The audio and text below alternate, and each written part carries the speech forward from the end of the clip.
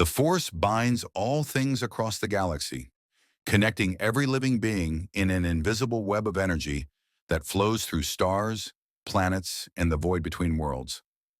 For thousands of generations, the Jedi taught that the Force was the ultimate power in the universe, the source of all mystical ability, the foundation of prophecy and destiny.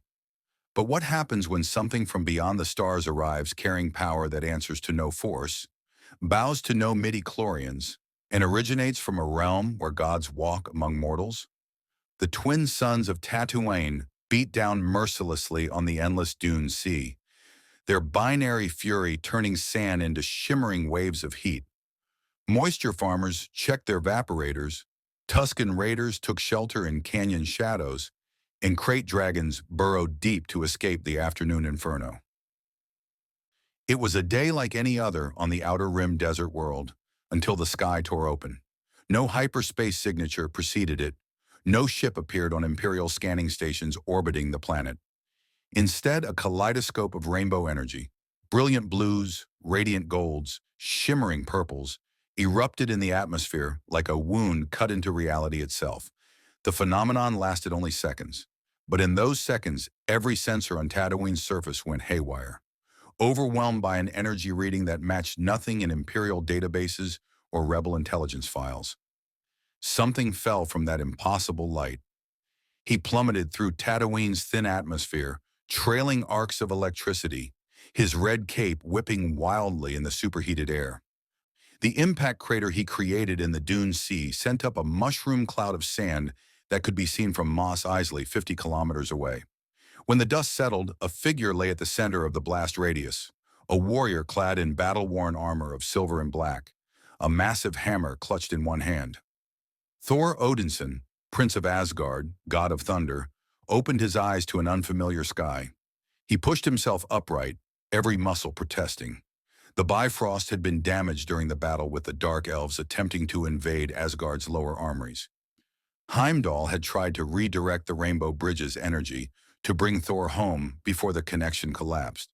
Instead, the ancient mechanism had flung him somewhere else, somewhere the stars were wrong, the constellations alien, even the quality of sunlight subtly different. Thor rose to his feet, Mjolnir humming with residual energy in his grip. The hammer's enchantments remained intact. He could feel its power thrumming through his arm, responding to his will. That was good. Whatever realm he'd landed in, he wasn't defenseless. The desert stretched endlessly in all directions, punctuated by rocky outcroppings and the skeletal remains of some massive creature half buried in sand. Thor had seen deserts before. Muspelheim had vast ash wastes, and Vanaheim's southern continent held dunes that could swallow armies. But this place felt different. There was a presence here, not a consciousness exactly, but an awareness that seemed to permeate everything, watching without eyes, touching without form. "Heimdall!" Thor called out, raising Mjolnir skyward. Lightning crackled along the hammer's head, responding to his summons. "Heimdall, can you hear me? Open the Bifrost." Nothing, only the whistle of wind across sand and the distant cry of some scavenging creature answered him. Thor frowned. Either the Bifrost was too damaged to reach across whatever distance separated him from Asgard, or something about this realm itself was interfering. He'd have to find civilization, discover where he was, and locate technology or magic capable of bridging the gap between here and home. The Asgardian began walking, choosing a direction at random. His enhanced physiology meant the heat barely affected him, and his warrior's endurance would carry him for days without water if necessary. Still, he'd prefer to find answers sooner rather than later. His people needed him, and Odin would be. Thor stopped abruptly, every sense suddenly alert. 3 spacecraft screamed overhead, their design unlike anything in Asgard's records. They were wedge-shaped, gleaming white, with twin engines that left shimmering heat distortions in their wake. The vessels banked in formation, circling back toward his position with the unmistakable purpose of predators identifying prey. The ships descended, kicking up sand as repulsor lift engines fought against Tatooine's gravity. Landing ramps extended, and figures emerged. Soldiers in white armor carrying weapons that resembled nothing so much as Midgardian firearms, but with glowing energy chambers instead of bullet magazines. Unidentified entity, a mechanical voice called out through a helmet speaker. You are ordered to identify yourself and surrender any weapons for Imperial inspection. Non-compliance will result in immediate detainment. Thor planted Mjolnir against the sand, leaning on it casually despite the obvious threat. I am Thor Odinson of Asgard, son of Odin, and I answer to no authority but my own. I seek only information and passage to contact my people. Lower your weapons, and we may speak as civilized beings. The stormtroopers exchanged glances, their helmet-mounted communicators crackling with rapid chatter. Finally, the lead soldier raised his blaster rifle. All weapons are Imperial property until proven otherwise. Surrender the hammer, or we will take it by force. Thor's expression hardened. He'd dealt with officious soldiers before, petty bureaucrats drunk on small authority. Usually, a demonstration of power convinced them to reconsider. He lifted Mjolnir, letting electricity dance along its surface. Arcing between the hammer's head and his fingertips, the air filled with the sharp, ozone smell of gathering storm. I'll give you one more chance, Thor said quietly, his voice carrying the weight of 15 centuries of battle. Walk away! The stormtroopers opened fire. Blaster bolts, superheated plasma contained in magnetic fields, streaked toward Thor in a brilliant crimson barrage.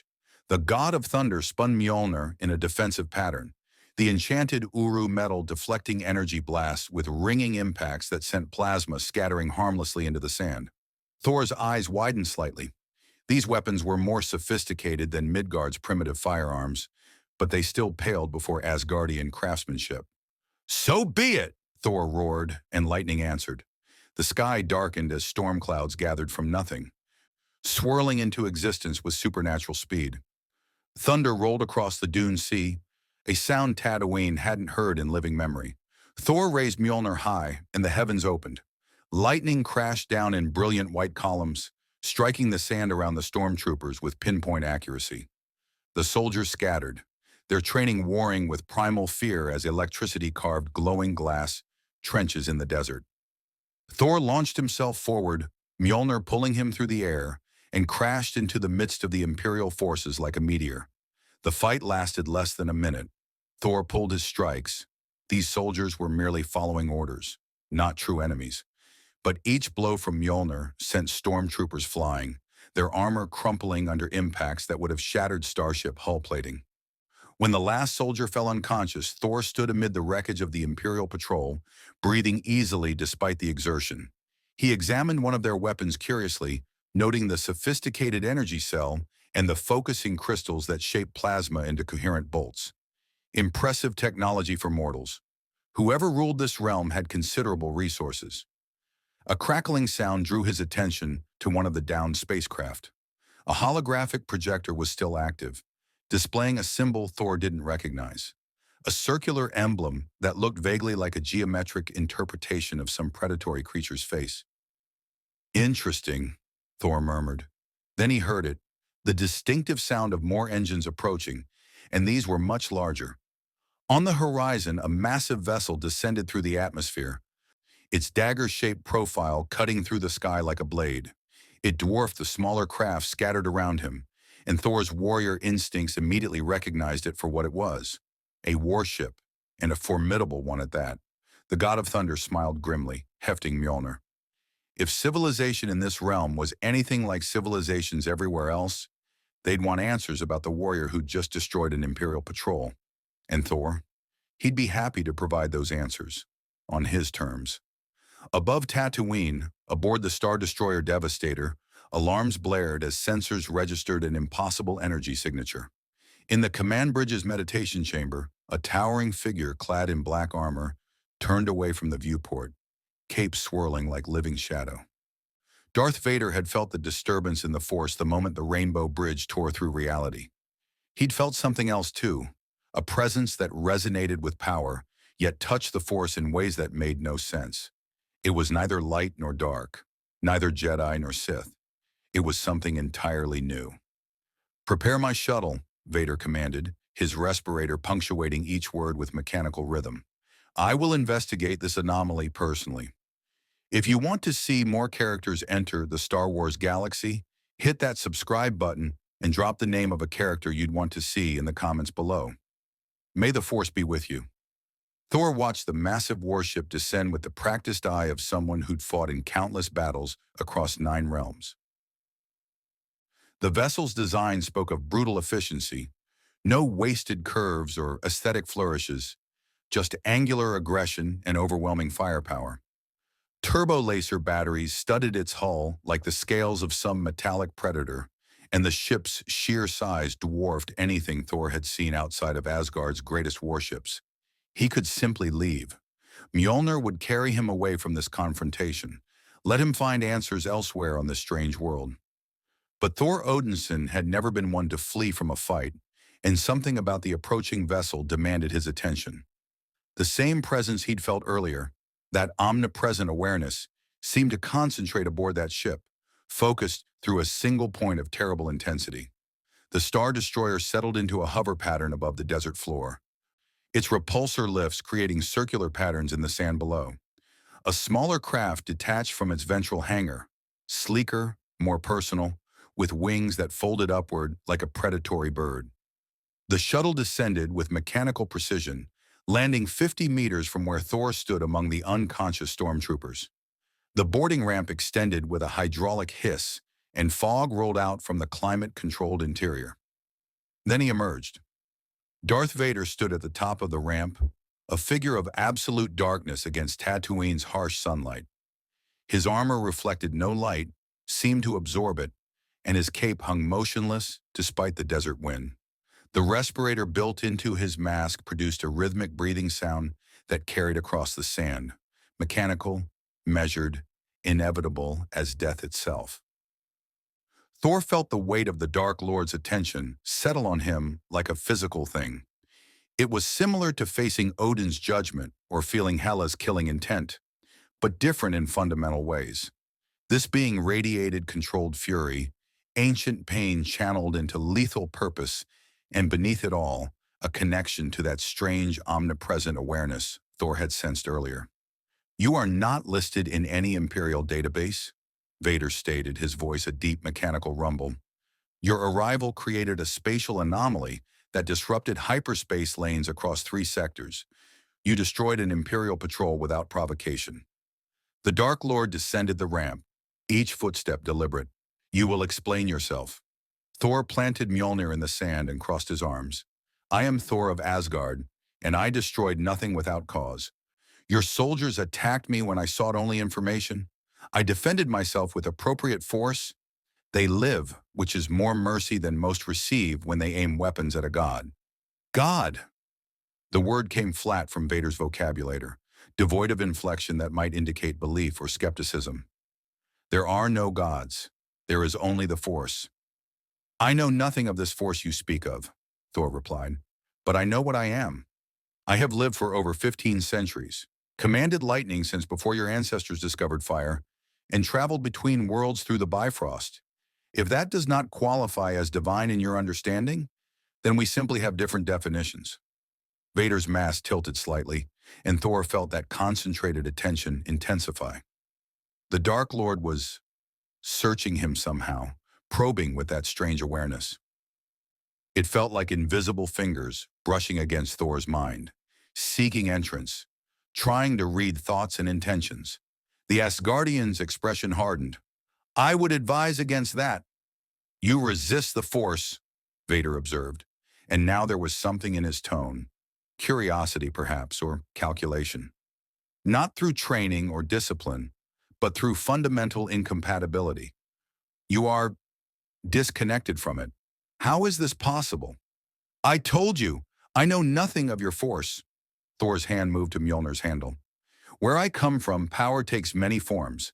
The Odin Force, the mystic arts of Asgard, the cosmic energies that flow through Yggdrasil's roots. Your Force may bind your galaxy, but I am not of your galaxy." For a long moment, Vader stood motionless, his mechanical breathing the only sound. Thor could almost see the calculations happening behind that black mask, the assessment of threat and opportunity. Finally, the Dark Lord spoke again. "The Emperor will wish to study you, You will accompany me to Coruscant. I will not. Thor's voice carried the absolute certainty of someone unaccustomed to being commanded. I seek only information about this realm and a way to return to mine. Provide that, and I'll depart peacefully. Attempt to imprison me, and you'll discover why even my father's enemies respect the God of Thunder. Vader's hand moved to his belt, fingers wrapping around the cylindrical device hanging there. You underestimate the power of the dark side. And you underestimate the power of Asgard. The lightsaber ignited with a snap hiss, its crimson blade humming with barely contained energy. Thor had never seen a weapon quite like it. Pure plasma somehow contained and shaped into a blade, radiating heat he could feel even from meters away. Fascinating technology, and undoubtedly deadly. Vader launched himself forward with force-enhanced speed, his lightsaber tracing a diagonal slash aimed at Thor's neck. The Dark Lord moved faster than the stormtroopers had, faster than most warriors Thor had faced, but not faster than gods. Mjolnir met the lightsaber in a shower of sparks and a sound like a thunderclap. The enchanted Uru metal resisted the plasma blade, neither cutting through nor being cut, and the impact sent shock waves rippling through the sand. Vader's mask turned slightly, registering surprise, and Thor pressed his advantage. The God of Thunder swung Mjolnir in a devastating arc that would have caved in a tank. Vader twisted aside with impossible grace, using that invisible awareness, the Force, to anticipate the strike before it landed. The lightsaber whirled in a defensive pattern, deflecting lightning that Thor summoned from the storm clouds still gathering overhead. They fought across the Dune Sea, two beings of immense power testing each other's limits. Vader's lightsaber was a crimson blur, his technique refined through decades of combat, his connection to the Force granting him precognitive reflexes that let him dodge strikes that should have been unavoidable. But Thor had fought for 15 centuries, had battled frost giants and dark elves, and creatures from nightmare realms. His combat instincts were honed through millennia, and Mjolnir responded to his will as naturally as breathing. Lightning struck the sand around them, turning it to glass. Vader raised his hand and telekinetically hurled massive boulders at Thor, who shattered them with casual swings of his hammer. The Dark Lord attempted to crush Thor's throat with the Force and found his invisible grip sliding off Asgardian physiology like water off stone. Impossible, Vader rasped, redoubling his telekinetic assault. Everything is subject to the Force.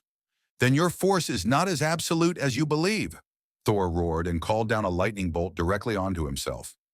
The electricity coursed through the Asgardian's body, amplifying rather than harming him, and when he swung Mjolnir, the hammer unleashed a concussive blast of pure electrical energy.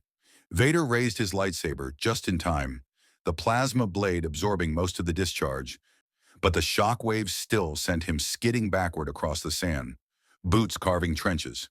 The Dark Lord steadied himself, and Thor could hear the respirator working harder now, processing the exertion. They stood 20 meters apart, both warriors reassessing the other. Neither had landed a truly decisive blow, and both recognized they faced an opponent of genuine threat. You cannot defeat me, Vader stated, but there was calculation in his tone now rather than absolute certainty. The full might of the Empire will hunt you across every system in the galaxy. There is nowhere you can hide. I'm not hiding, Thor replied, lowering Mjolnir slightly. And I don't seek to be your enemy, warrior. You defend your realm. I understand that. But I will not submit to imprisonment or study like some specimen. I seek only knowledge and a path home. Vader's mask turned slightly as if considering something. The mechanical breathing continued its rhythm, in, out, while the twin suns beat down on the desert around them. Finally, the Dark Lord deactivated his lightsaber, though his hand remained near the weapon. The Emperor has sensed your arrival, Vader said. He commands your presence on Coruscant. This is not negotiable. Everything is negotiable. Thor's grip on Mjolnir tightened. I've toppled tyrants and stood against mad gods who thought their word was law. I will not be commanded by an emperor I've never met in a realm I've just discovered. Before Vader could respond, a new sound cut through the desert air, the high-pitched whine of speeder engines approaching fast. Both warriors turned to see a formation of civilian craft racing toward their position, kicking up massive sand plumes. These weren't Imperial vessels. Their designs were too varied, too improvised. The speeders circled once, then one broke formation and landed between Thor and Vader. A figure leaped out, human female, young, dressed in practical desert gear with a blaster pistol holstered at her hip. She held up both hands in a gesture that seemed intended to forestall violence. "Forgive the interruption, Lord Vader," the woman said, her voice steady despite facing the Dark Lord of the Sith. "But the rebellion has a vested interest in this newcomer. We'd like to extend alternative hospitality." Vader's hand moved back to his lightsaber. "You dare appear before me? Rebel scum? I dare many things when the alternative is letting the Empire acquire a weapon like him." The woman's gaze flicked to Thor, assessing. "You're not from here, are you? Not from any system in the galaxy? That entrance you made, my sensors have never seen anything like it." Thor studied her carefully. Rebel. That implied organized resistance to the Empire Vader represented. Political conflicts, then, layered atop whatever broader situation he'd stumbled into. The woman's bearing reminded him of Lady Sif, a warrior masquerading as a diplomat, comfortable with both words and weapons. "I am Thor of Asgard," he repeated, "and I've had quite enough of being treated as a prize to be claimed. Speak plainly, woman. What is this rebellion, and why should I care about your conflict with this empire?" The woman smiled grimly. "Because the Empire destroys entire planets to maintain control, enslaves billions, and hunts down anyone with abilities like yours. The rebellion fights to restore freedom to the galaxy." She gestured to Vader. "He serves Emperor Palpatine, the architect of galactic tyranny. We fight to end that tyranny." "Lies," Vader stated flatly. "The Empire brings order to chaos, security to lawlessness. The rebellion would return the galaxy to the corruption and weakness that allowed the Clone Wars to ravage thousands of systems." Thor looked between them, recognizing a conflict as old as civilization itself. Order versus freedom, security versus liberty. He'd seen it play out on Asgard, on Midgard, across the Nine Realms. There were no simple answers, only choices and their consequences. "I will side with neither of you," Thor declared. "Not until I understand this galaxy and the forces that shape it. I am a warrior, yes, but I do not fight blindly for causes I don't comprehend." The woman's expression shifted to disappointment, while Vader's mask remained unreadable. Before either could respond, Thor raised Mjolnir skyward. Lightning gathered around the hammer, swirling faster and faster until the air itself seemed to scream. "But know this, both of you. I am the god of thunder, prince of Asgard, and I answer only to my own conscience. Pursue me if you must, but I will not be caged, controlled, or commanded by anyone in this realm." Thunder crashed like a declaration of war, and Thor launched himself into the sky, Mjolnir pulling him away from the desert confrontation. He soared over dunes and rocky outcroppings, putting distance between himself and both Empire and Rebellion. Below, he could see the rebel speeder racing away in one direction, while Vader's shuttle lifted off in another. He'd made enemies of both factions in his first hours here. Not an auspicious beginning, but Thor had faced worse odds. Now he needed information, allies perhaps, and most importantly, a way to contact Asgard or find whatever cosmic mechanism had brought him to this strange galaxy. As Tatooine's cities appeared on the horizon, clusters of dome buildings clinging to existence in the desert, Thor couldn't shake the feeling that his arrival had set something in motion. The force that Vader spoke of, that omnipresent awareness, seemed to ripple with his passage like a stone thrown into still water. Whatever destiny awaited him here, Thor would face it as he'd faced everything else, with honor, courage, and the thunder of Asgard at his command. Mos Eisley sprawled across the desert like a wound in the sand, a haphazard collection of dome buildings, landing bays, and narrow streets where every species in the galaxy seemed to congregate in pursuit of profit, anonymity, or escape. Thor descended toward the outskirts of the spaceport city as the twin suns began their descent toward the horizon, painting the sky in shades of orange and purple. that reminded him distantly of the Bifrost colors. He landed in a narrow alley between two weathered structures, the impact of his boots sending up small clouds of dust. Immediately, the sensory assault of civilization hit him, the smell of exotic foods and unwashed bodies, the cacophony of alien languages mixing with mechanical whines and distant music, the press of thousands of life forms crowded into spaces meant for far fewer. Thor released Mjolnir, letting the hammer hang from the leather strap at his belt as he emerged onto a main thoroughfare. Beings of every description moved past him, humans certainly, but also creatures with tentacles where faces should be, insectoid beings clicking and chittering, hulking brutes covered in fur or scales. None gave him more than a cursory glance. Apparently, in a place like this, even an Asgardian warrior didn't rate special attention. Need credits, off-worlder? A Rhodian sidled up to him, bulbous eyes tracking Thor's armor and weapon. Top rates for quality merchandise. No questions asked. I need information, not currency, Thor replied, though he filed away the term credits for future reference. Where might I find someone knowledgeable about unusual arrivals? Beings from beyond known space? The Rhodian's snout twitched. Beyond known space? That's deep outer rim talk, friend. Or crazy talk. Try Chalmun's Cantina, 3 blocks that way. If anyone's heard rumors, the spacers there will know. But watch yourself. Mos Eisley's not kind to strangers, and the Empire's been twitchy since something crashed in the Dune Sea earlier. Thor nodded his thanks and moved in the indicated direction, noting the increased presence of white-armored soldiers, stormtroopers he'd learned, patrolling in pairs. They gave him measuring looks but didn't approach.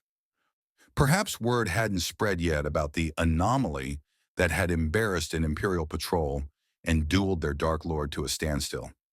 Chalmun's Cantina announced itself with a weathered sign and the sound of unfamiliar music spilling from its entrance, a modal jazz that felt discordant and hypnotic simultaneously. Thor ducked through the low doorway into a dimly lit interior packed with tables, booths, and a long bar where a multi-armed bartender served drinks with mechanical efficiency. Conversations dimmed as Thor entered, dozens of eyes, and organs that served similar purposes, tracking his movement.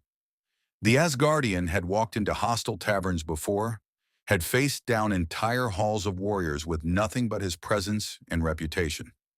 He moved to the bar with deliberate confidence, claiming a stool near the end. "What'll it be?" the bartender asked in accented basic, 2 arms cleaning glasses while 2 more reached for bottles. "Your strongest drink," Thor replied, "and information if you're selling. Drinks are cheap, information costs more." The bartender, Wuher according to the name etched on his apron, poured a luminescent blue liquid into a glass. "Jury juice. Careful, it's made for species with hardy constitutions." Thor downed it in one swallow, then set the glass down with a satisfied exhale. "Another. And I'm searching for knowledge about dimensional travel, or perhaps technologies capable of bridging vast distances between realms." Wuher's expression remained neutral as he poured, but Thor caught the slight hesitation. "That's specialist knowledge, friend. Not the kind of thing smugglers or moisture farmers traffic in. You'd need someone with serious scientific background or," he lowered his voice, "someone connected to Force users." "Force users." Thor leaned forward. "The second person today has mentioned this Force. Explain it to me." Before Wuher could respond, a hand clamped down on Thor's shoulder. "This one's sitting in my seat."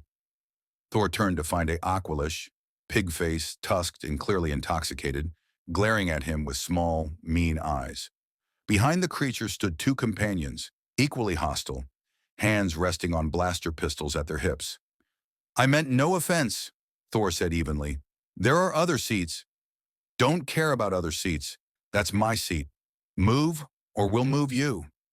The cantina had gone completely quiet now, all attention focused on the confrontation.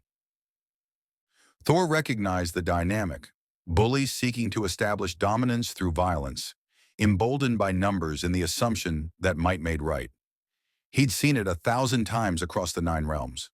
"I will not move," Thor stated, his voice carrying that royal authority that had silenced Asgardian throne rooms. But I'll buy you and your companions drinks, and we can share this establishment in peace.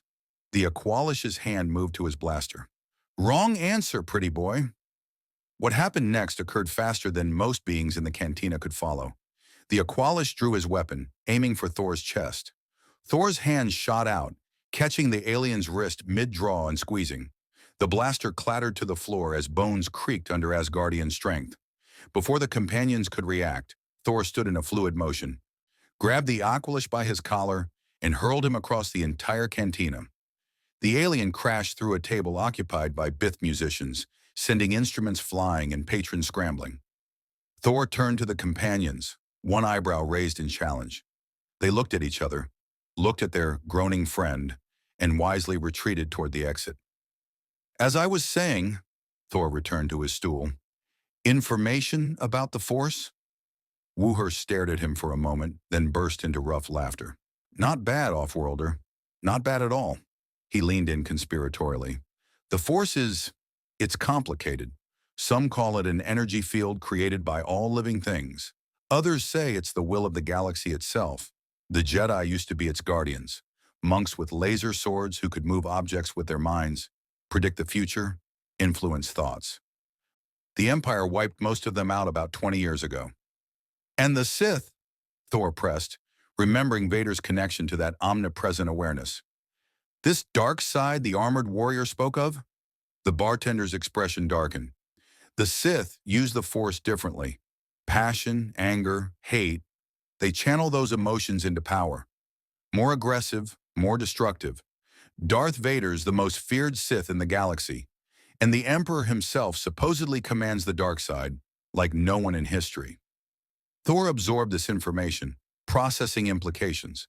So this Force was similar to the cosmic energies he knew, but localized to this galaxy and divided into philosophical opposites.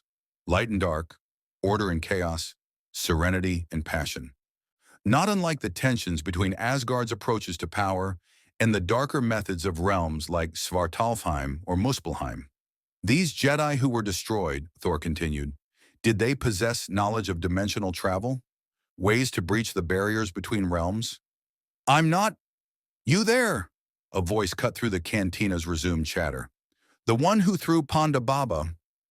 Thor turned to find a human woman standing near his table. The same woman who'd intervened in the desert. She wore different clothes now, less obviously military, but her bearing remained that of a trained operative. Behind her stood a Twi'lek male and a droid with a cylindrical body and photoreceptor eye, both scanning the cantina with obvious wariness. We meet again, Rebel, Thor acknowledged. Come to make another recruitment pitch? She slid into the booth across from him, uninvited, her companions taking positions that gave them clear lines of sight to the entrance. My name is Commander Dara Voss, Rebel Intelligence. And yes, actually I am. But first I have information you need. I'm listening. Voss pulled out a small holoprojector, activating it under the table, where only Thor could see the display. An image appeared. Vader's Star Destroyer, surrounded by 3 more Imperial capital ships. After your little encounter in the desert, Lord Vader called in reinforcements. 4 Star Destroyers are now in orbit around Tatooine, and the Emperor himself has issued a priority alpha directive regarding your capture. Capture, Thor repeated flatly. Not kill? The Emperor wants you alive for study. Vader's report described you as Force-resistant and possessing abilities outside known parameters. That makes you incredibly valuable to Imperial research divisions. She deactivated the projector. They'll tear the spaceport apart looking for you. Every bounty hunter within 3 sectors is probably en route as we speak, and the guild posting is listing you at 100,000 credits. Thor considered this. He'd been hunted before, by dark elves, by fire demons, by enemies across the 9 realms. But this was different. He didn't know the terrain, didn't understand the factions, and had no way to contact reinforcements. Asgard's armies couldn't reach across dimensional barriers to aid him. And what does the rebellion want? Thor asked. The same thing initially, Voss admitted with surprising honesty. Someone with your power could turn the tide of this war. But after seeing you in action, after the reports from our sensors analyzing that arrival of yours, she leaned forward. You're not from this galaxy at all, are you? That energy signature when you arrived, it didn't match hyperspace, subspace, or any known FTL technology. You came from somewhere else entirely. I am from Asgard, one of the 9 realms connected by Yggdrasil, the World Tree. I traveled via the Bifrost until something went wrong, and I was cast into your galaxy through means I don't yet understand. Thor met her gaze steadily. I want no part in your war. I seek only to return home to my people and my duties there. Voss nodded slowly. I believe you, and I think the rebellion can help. We have scientists, former Jedi scholars, access to ancient databases the Empire hasn't found yet. If there's a way to analyze what brought you here and reverse it, we have the best chance of figuring it out. In exchange for? Help us. Not forever, just until we can get you home. 1 mission, maybe 2. Your power against Imperial targets, your abilities turned against the Death Star technology they're developing again. Then we'll dedicate every resource we have to sending you back where you belong. Thor studied her carefully, using senses honed through centuries of reading people's intentions. Voss believed what she was saying. He could hear it in her heartbeat, see it in the micro-expressions that flickered across her face. But belief and truth weren't always the same thing. The rebellion might genuinely intend to help, but they were also desperate, fighting a losing war against overwhelming odds. Still, she'd made a fair point. He needed allies who understood this galaxy, who possessed the scientific knowledge to analyze his situation. Going it alone meant stumbling blindly through an unknown galaxy while hunted by both Empire and possibly the rebellion itself, if they decided he was too dangerous to leave unclaimed. No guarantees, Thor said finally. I'll accompany you, see what your scientists can discover. If your cause proves just and your methods honorable, I may aid you in your conflict, but I will not be used as a weapon, and I will not follow orders blindly. Understood? Voss extended her hand. Understood. Welcome to the rebellion, Thor of Asgard. Thor clasped her forearm in the warrior's grip rather than shaking her hand, drawing a small smile from the commander. When do we depart? Now. The Twi'lek spoke for the first time, his accent placing him from somewhere in the galaxy's core regions. Imperial patrols are tightening around the spaceport. They'll start door-to-door searches within the hour. As if summoned by the warning, the cantina's entrance burst open and stormtroopers flooded in, led by an officer in black holding what appeared to be a scanning device. Nobody move! We're searching for an individual designated priority alpha. Cooperate, and you'll be free to leave. Resist, and you'll be arrested for aiding a fugitive.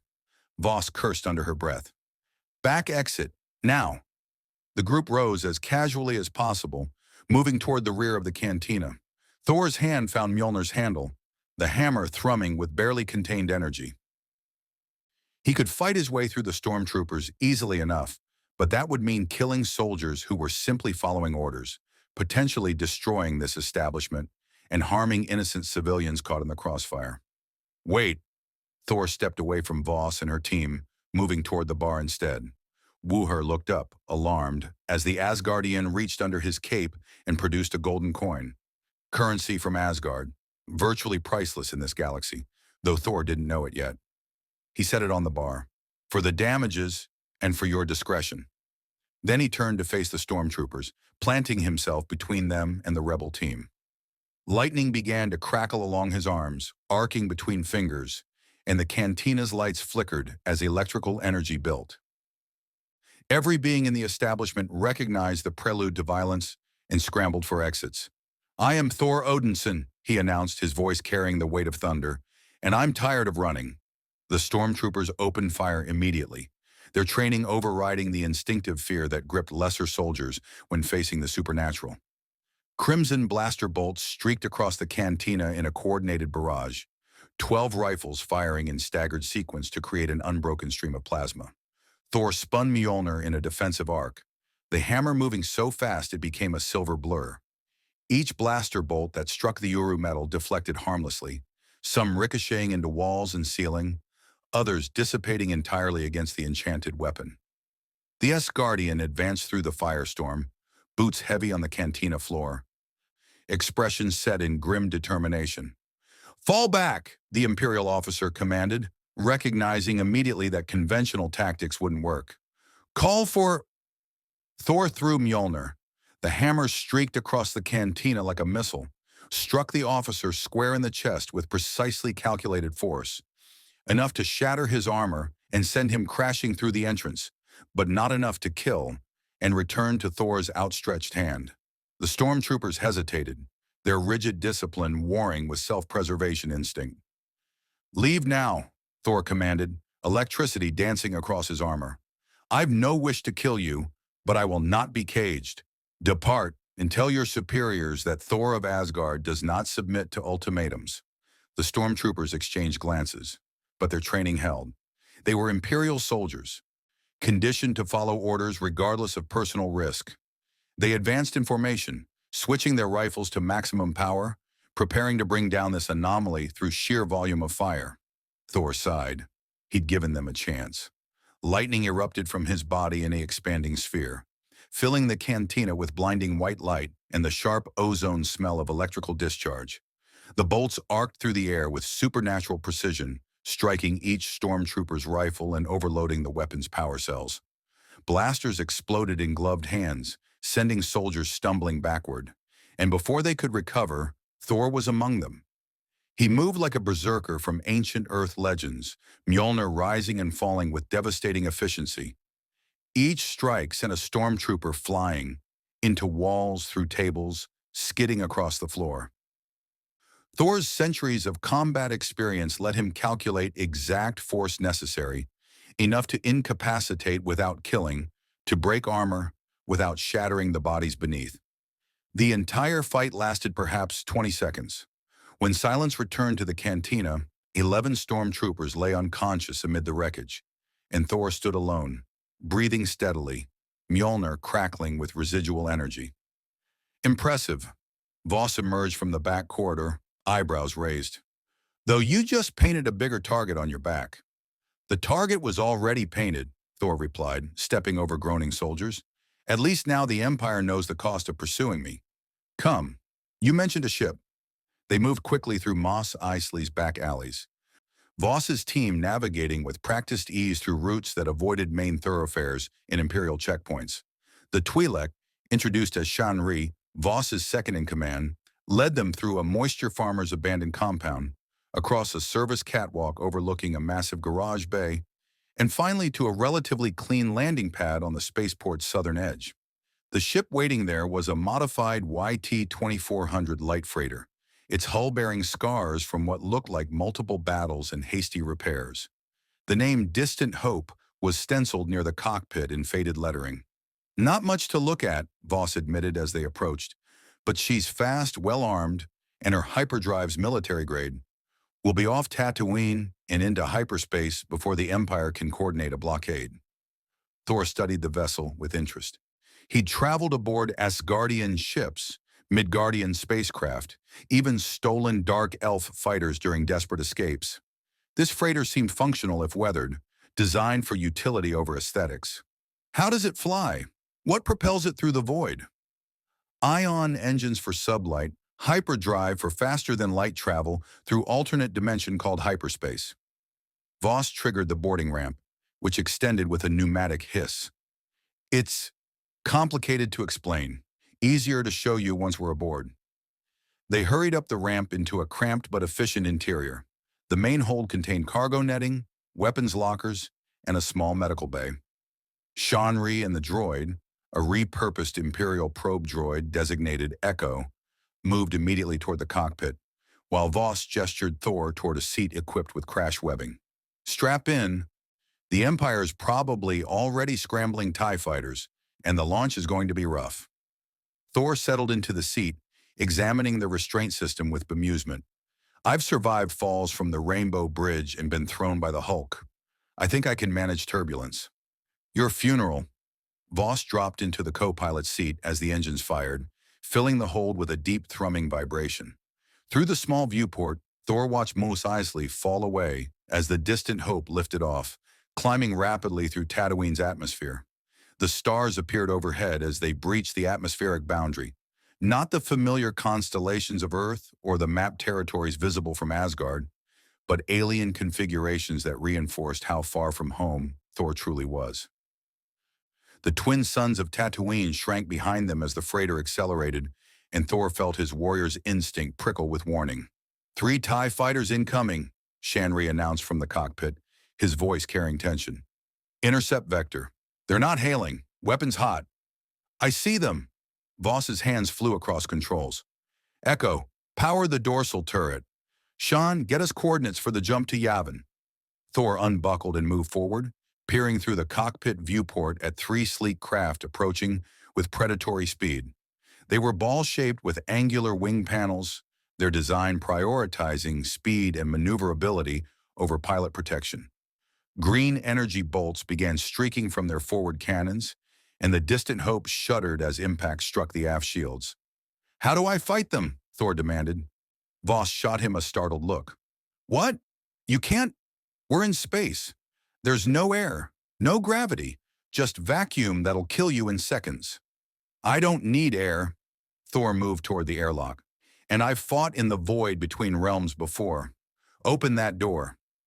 "Are you insane?" Shenry twisted in his seat. "Even if you survive the exposure, you can't breathe in space, can't generate thrust." Thor held up Mjolnir, letting it hum with building energy. "This hammer was forged in the heart of a dying star. It grants me flight, protection, and the power to summon storms even in the void. Trust me or don't, but those fighters will tear your ship apart if someone doesn't stop them." Voss met his gaze for 3 heartbeats, reading the absolute certainty there, then made her decision. "Echo, cycle the port airlock. And may the Force help us all." The droid's photoreceptor swiveled toward Thor as if questioning his sanity, but it triggered the airlock sequence. Thor stepped into the small chamber, feeling the first stage seal behind him. Through the exterior viewport, he could see one of the TIE fighters banking for another attack run, its twin ion engines leaving glowing trails. Breaching in 3, 2, 1. The outer door blew open, and vacuum seized Thor with hungry ferocity. The cold was absolute, beyond anything he'd felt outside Jotunheim's darkest regions. Pressure differential tried to rip the air from his lungs, freeze the moisture in his eyes, boil his blood through rapid decompression, but Thor was Asgardian. His physiology had evolved over millennia to withstand extremes that would annihilate lesser beings. He'd fought in the icy void between Asgard and Jotunheim, had battled frost giants in conditions that made hard vacuum seem pleasant by comparison. His lungs burned, yes, but they didn't rupture. His blood chilled, but Asgardian biology compensated, slowing his metabolism to preserve vital functions. He had perhaps 2 minutes before even his enhanced constitution failed. That would have to be enough. Thor raised Mjolnir skyward and let the hammer pull him into space. He streaked away from the distant Hope like a missile, lightning trailing behind him in a brilliant banner that defied physics and illuminated the void. The nearest TIE fighter pilot must have seen him. An impossible sight, a humanoid flying through hard vacuum surrounded by electrical discharge, and hesitated. That hesitation was fatal. Thor crashed into the TIE fighter at velocity that would have vaporized a normal human, Mjolnir leading. The hammer struck the spherical cockpit dead center, and the impact shattered transparasteel, crumpled durasteel framing, and sent the fighter spinning out of control. The pilot ejected. Thor saw the emergency escape pod fire before the TIE exploded in a silent fireball that expanded and dissipated in the absence of atmosphere. The other 2 fighters broke formation, recognizing the threat. They circled like predators, firing their twin laser cannons in coordinated bursts. The green bolts streaked past Thor, close enough that he felt the heat even through vacuum's cold. He dodged with Mjolnir's guidance, the hammer's enchantments letting him maneuver in 3 dimensions without the limitations of conventional thrust. Thor threw Mjolnir at the second fighter.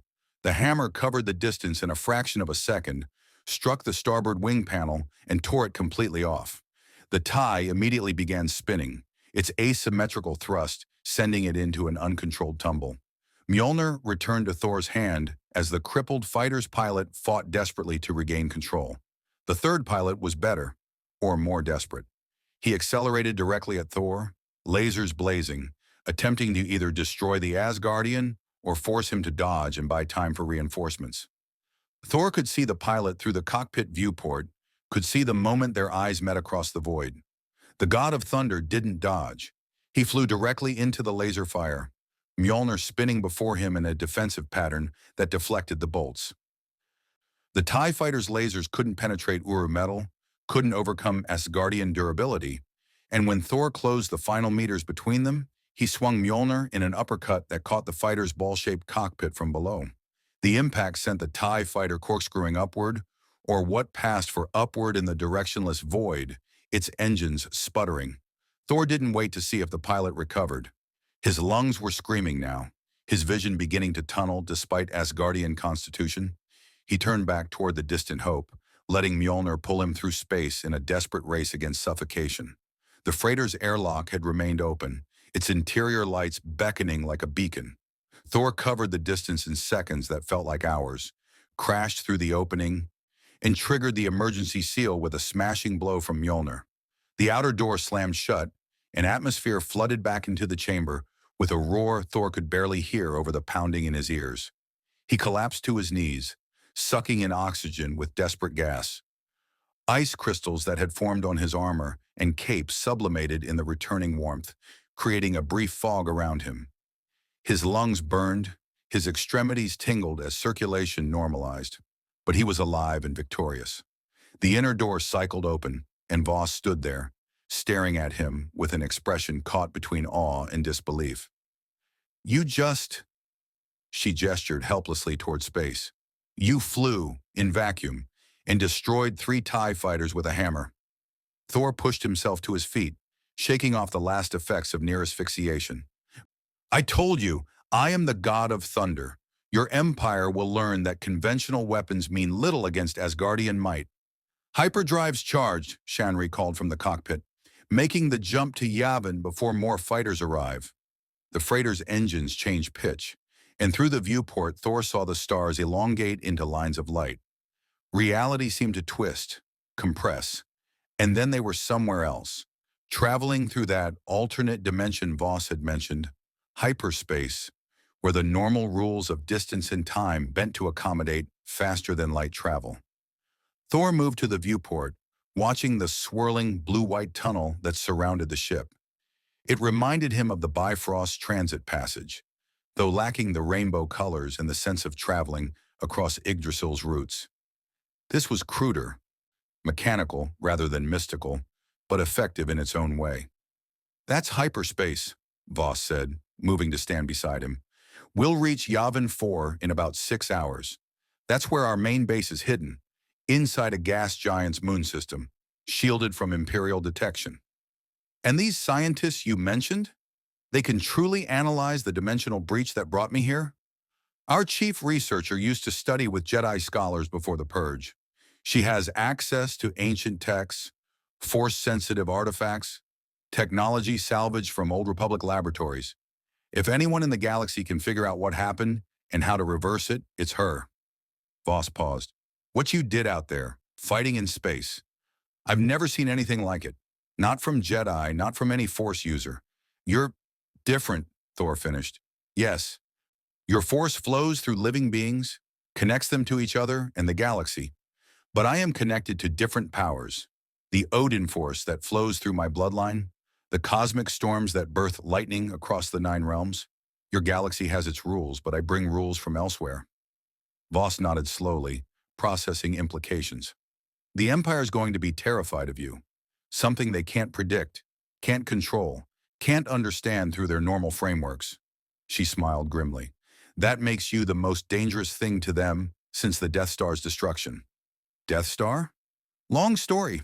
I'll explain over food. You must be exhausted after that stunt." She headed toward the galley. "Welcome to the rebellion, Thor. Something tells me the galaxy's about to get a lot more interesting."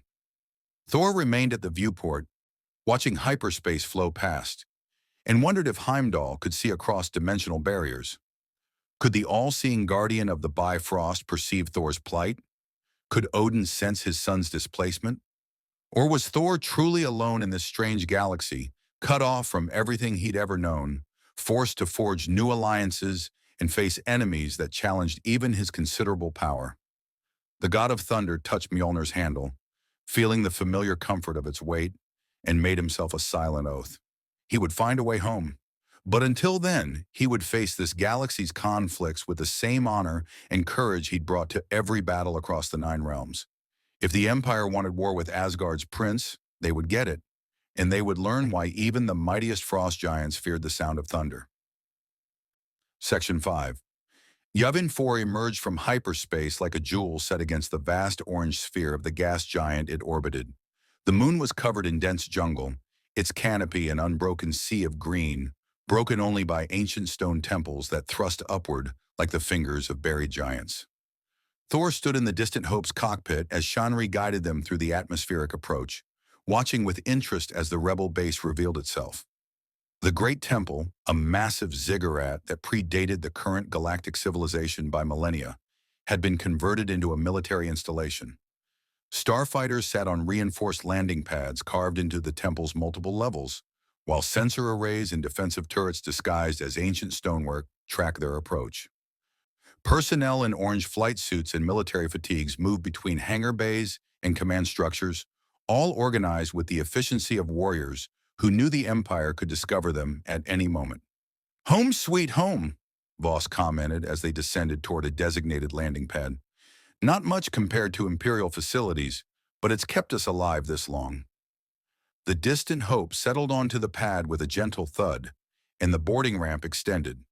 Thor followed Voss into humid jungle air, thick with the scent of vegetation and the distant calls of unknown creatures. Rebel personnel immediately surrounded the ship, some with weapons drawn, others with scanning equipment, all eyeing Thor with mixtures of curiosity and wariness. A woman pushed through the crowd, older, perhaps 50 standard years, with gray-streaked hair pulled back severely and eyes that evaluated Thor with scientific intensity. She wore practical clothing marked with chemical stains and carried a datapad covered in readings that meant nothing to the Asgardian. "Commander Voss," the woman said without preamble, "I've been analyzing the sensor data you transmitted. The energy signature from this being's arrival is unlike anything in our databases. Dimensional frequencies that shouldn't be possible, particle interactions that violate known physics, and a complete absence of midi-chlorian resonance, despite clear evidence of superhuman abilities." "Dr. Suresh," Voss made introductions. "Meet Thor of Asgard. Thor, this is Dr. Marana Suresh, our chief researcher and former Republic xenobiologist." Thor inclined his head respectfully. "Doctor, I understand you may have knowledge that could help me return to my realm." Suresh's eyes lit with the fervor of someone presented with an impossible puzzle. "Possibly, but first I need to conduct a full analysis. Medical scans, energy signature mapping, detailed accounts of your arrival and your home realm's cosmology. This could take days, even weeks." "Time I may not have," Thor interrupted gently. "The Empire seeks me. This Emperor Palpatine, he will not stop his pursuit simply because I've hidden among rebels. Which is exactly why we need to understand what you are." Suresh gestured toward the temple interior. "Come, I've prepared a laboratory space. The sooner we begin, the sooner we might find answers." They moved into the great temple's interior, passing through corridors where ancient Massassi stonework had been reinforced with modern durasteel and integrated technology. Rebel soldiers saluted Voss as they passed, their gazes lingering on Thor with expressions ranging from awe to suspicion. Word of the battle above Tatooine had clearly spread. The laboratory occupied what had once been a ceremonial chamber, its walls covered in hieroglyphs depicting scenes of ancient Force users and their conflicts.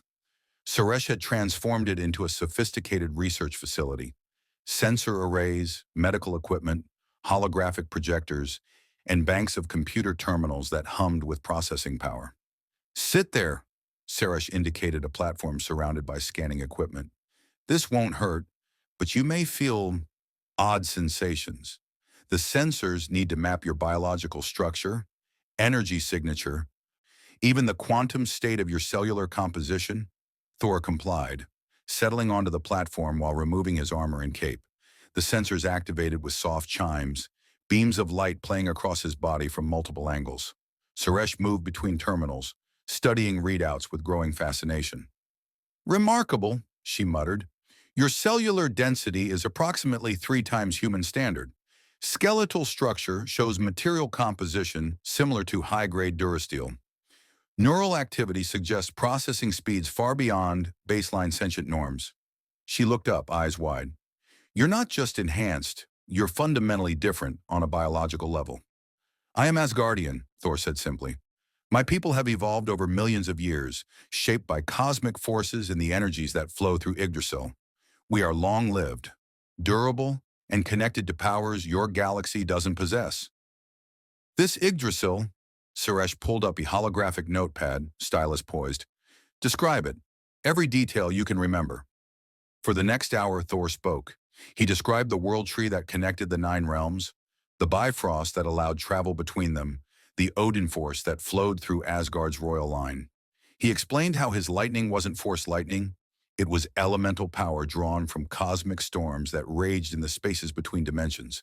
He detailed Mjolnir's enchantments, forged in the heart of a dying star and imbued with magic that transcended physics. Suresh absorbed everything, cross-referencing with ancient texts displayed on her screens, fragments recovered from Jedi temples, scholarly works from the Old Republic era, even pre-hyperdrive cosmological theories that most modern scientists dismissed as mythology.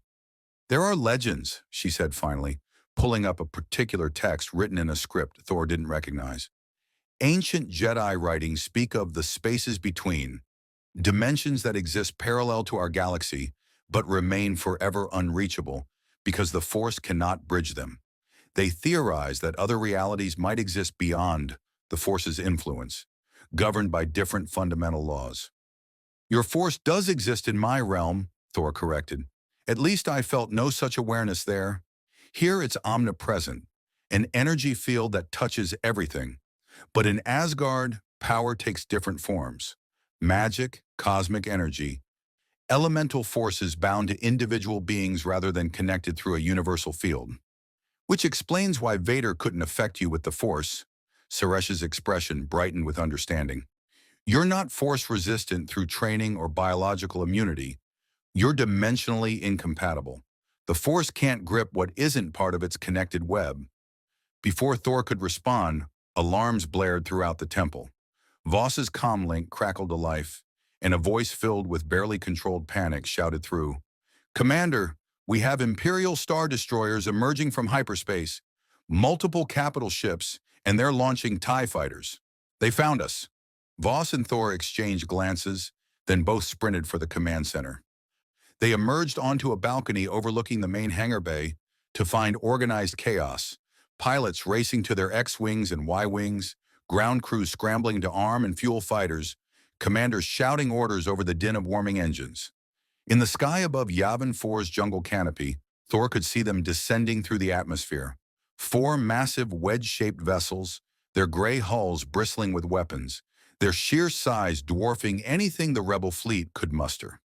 Swarms of TIE fighters poured from their hangar bays like insects from a disturbed nest, forming attack patterns that spoke of military precision. How? Voss demanded, joining a Mon Calamari admiral at the tactical display. How did they find us? We swept for tracking devices, maintained communications silence. They didn't track us, Thor said quietly, understanding settling over him like a cold weight. They tracked me. Vader sensed my presence during our duel, connected to me somehow through that Force awareness. He's hunting me specifically, and he followed me here. The Admiral, Admiral Radis, according to his insignia, turned bulbous eyes toward Thor. Then you've doomed us all, stranger. This base took years to establish, represents months of supplies, and our entire starfighter complement. If we evacuate, we lose everything. Then we don't evacuate. Thor moved to the balcony's edge, looking up at the descending Star Destroyers. We fight, and I'll give them the target they came for. You can't fight 4 capital ships alone, Voss protested. I've seen what you can do, but this is an entire Imperial battle group. Thousands of troops, hundreds of fighters, enough firepower to level this entire moon. Thor turned to face her, and in his eyes burned the same determination that had driven him to face Frost giant armies, Dark Elf invasions, and Surtur himself in Muspelheim's flames. I've fought against worse odds, Commander, and I've never abandoned allies to save myself. He looked to Radis. Give me a fighter escort, your best pilots. We'll break their formation, give your ground forces time to prepare defenses. You're not a trained pilot, Radis objected. You don't know our tactics, our equipment. I don't need your equipment.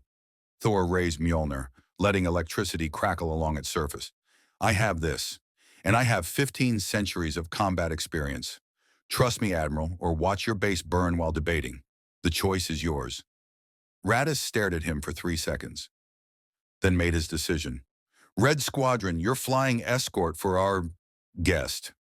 Luke, you're Red leader on this one. A young man, barely more than a boy, really, with sandy hair and earnest blue eyes, looked up from where he'd been suiting up near an X-Wing. Sir, what exactly am I escorting? You'll see, Voss said, then gripped Thor's arm. Don't die out there. You're the first genuinely good thing to happen to this rebellion in months, and I'd hate to lose you to a stupid heroic gesture. Thor smiled. I am the god of thunder, Commander. I don't do stupid gestures, only glorious ones. He strode across the hangar bay toward the open launch platform, rebels scrambling out of his path. Luke Skywalker, Thor caught his name from shouted commands, was already in his X-Wing's cockpit, his astromech droid beeping frantically as systems came online. The rest of Red Squadron followed suit, 9 additional fighters warming up in practice synchronization. Thor didn't need a fighter. He walked to the platform's edge, looked up at the Star Destroyers now close enough that he could see individual turbo-laser batteries tracking targets, and raised Mjolnir skyward. Storm clouds gathered from nothing, swirling into existence above the jungle with supernatural speed. The sky darkened as lightning forked between clouds, and thunder rolled across Yavin 4 like the drums of war. Every rebel on the base stopped to stare at the impossible sight, weather patterns forming in seconds, responding to a single being's will, defying every natural law they understood. Thor lifted off the platform, Mjolnir pulling him upward, and Red Squadron scrambled to follow. Luke's voice crackled over the comm channels. This is Red Leader. All wings report in. Red 2 standing by. Red 3 standing by. Thor listened to the roll call as he ascended through the storm he'd created, lightning crackling around him like a living corona. The TIE fighter saw him coming, an impossible sight, a warrior flying through atmosphere without ship or thrust, surrounded by electrical discharge that lit the darkening sky. Red Leader, Thor spoke into the comm device Voss had clipped to his belt before he left. I'll break their forward line. Follow through the gap and target their fighter screen. Keep them off the base. Who? What? Luke's voice carried bewilderment. How are you flying without? Less questions, more shooting, young pilot. For Asgard, Thor accelerated toward the nearest TIE fighter formation, and the Battle of Yavin began in thunder and lightning. The lead TIE fighter opened fire, green lasers streaking through the storm toward Thor. The God of Thunder didn't dodge. He flew directly into the barrage, Mjolnir spinning before him in a defensive pattern that deflected energy bolts like raindrops. When he reached the first fighter, he swung his hammer in a devastating arc that sheared through the TIE's port wing, sending it spinning into 2 of its wingmates in a cascade of destruction. Red Squadron poured through the gap, X-Wings firing in coordinated volleys. Luke proved his skill immediately, his targeting computer highlighting enemies that he destroyed with preternatural accuracy. Thor caught glimpses of the young pilot's technique. He flew by instinct as much as training, making adjustments that shouldn't be possible for someone without force-enhanced reflexes. Interesting. This boy had potential. Thor threw Mjolnir at a cluster of TIE fighters, and the hammer carved through them like a scythe through grain. 3 fighters exploded, 2 more lost control and collided, and Mjolnir returned to his hand trailing smoke from vaporized components. The God of Thunder called lightning down from his storm, directing bolts with surgical precision to strike TIE fighters as they attempted to reform their attack pattern. Impossible, someone breathed over the comm. Thor couldn't identify who. He's destroying them alone. Stay focused, Luke commanded. Cover his flanks, more fighters incoming from the Star Destroyer. The battle became a swirling melee of laser fire, exploding fighters, and Thor's lightning illuminating the darkened sky. Red Squadron fought with desperate skill, their X-wings dancing through clouds of debris while TIE fighters swarmed like angry wasps. Thor was everywhere at once, smashing through formations, deflecting fire meant for rebel pilots, calling down thunder on fighters that dared approach the great temple below. But they were still outnumbered. For every TIE Thor destroyed, two more emerged from the Star Destroyer's endless hangars. Red Squadron was taking casualties. Red 7 vanished in a fireball. Red 9 limped back toward base with failing engines. They couldn't sustain this. Thor looked up at the nearest Star Destroyer, at the massive vessel hanging in atmosphere like a dagger pointed at the rebel base, and made a decision that would change everything. Red Leader, he spoke into the comm, get your squadron clear. I'm going to try something. Try what? Luke demanded. What are you? Thor didn't answer. He simply flew straight up, accelerating through the atmosphere toward the Star Destroyer, with Mjolnir pulling him faster and faster. TIE fighters pursued, lasers tracking his trajectory, but he was too fast, too unpredictable. The massive capital ship grew larger in his vision, its gun crews scrambling to target something far too small and swift for anti-ship weapons designed to hit other capital vessels. Thor reached the Star Destroyer's hull and landed on its upper surface, boots magnetizing. No, Mjolnir's enchantments holding him in place despite the ship's movement. He could feel the vessel's power through the metal beneath his feet, could sense thousands of life forms within, could feel the concentrated darkness of Darth Vader somewhere in that ship's depths. The God of Thunder raised Mjolnir high, drew upon every reserve of power he possessed, and called the storm. Lightning answered like the wrath of heaven itself. The lightning didn't come in single bolts or scattered strikes. It came as a maelstrom, hundreds of electrical discharges converging on Thor's position, channeling through Mjolnir and into his body, then erupting outward in a devastating cascade that engulfed the entire upper surface of the Star Destroyer. The ship's shields, designed to deflect turbolaser fire and proton torpedoes, had no protocol for dealing with natural lightning, guided by supernatural will. Thor poured everything into the assault, drawing power from the storm clouds he'd summoned, from the cosmic energies that flowed through his Asgardian physiology, from Mjolnir itself. The hammer glowed white-hot in his grip, its enchantments amplifying his power exponentially. Electrical discharge arced across the Star Destroyer's hull, finding weak points in armor plating, crawling into exhaust ports and sensor arrays, overwhelming systems never designed to handle this kind of sustained energy influx. Inside the ship, chaos erupted. Power conduits overloaded and exploded, showering engineering sections with sparks and shrapnel. Bridge consoles sparked and died, their operators scrambling away from equipment that had become electrified death traps. Emergency bulkheads slammed shut as automated systems attempted to contain the spreading damage. But lightning didn't respect walls or barriers. It found paths through wiring, through ventilation systems, through the very structure of the ship itself. In his meditation chamber, Darth Vader felt the disturbance through the Force before his ship's alarms even registered the attack.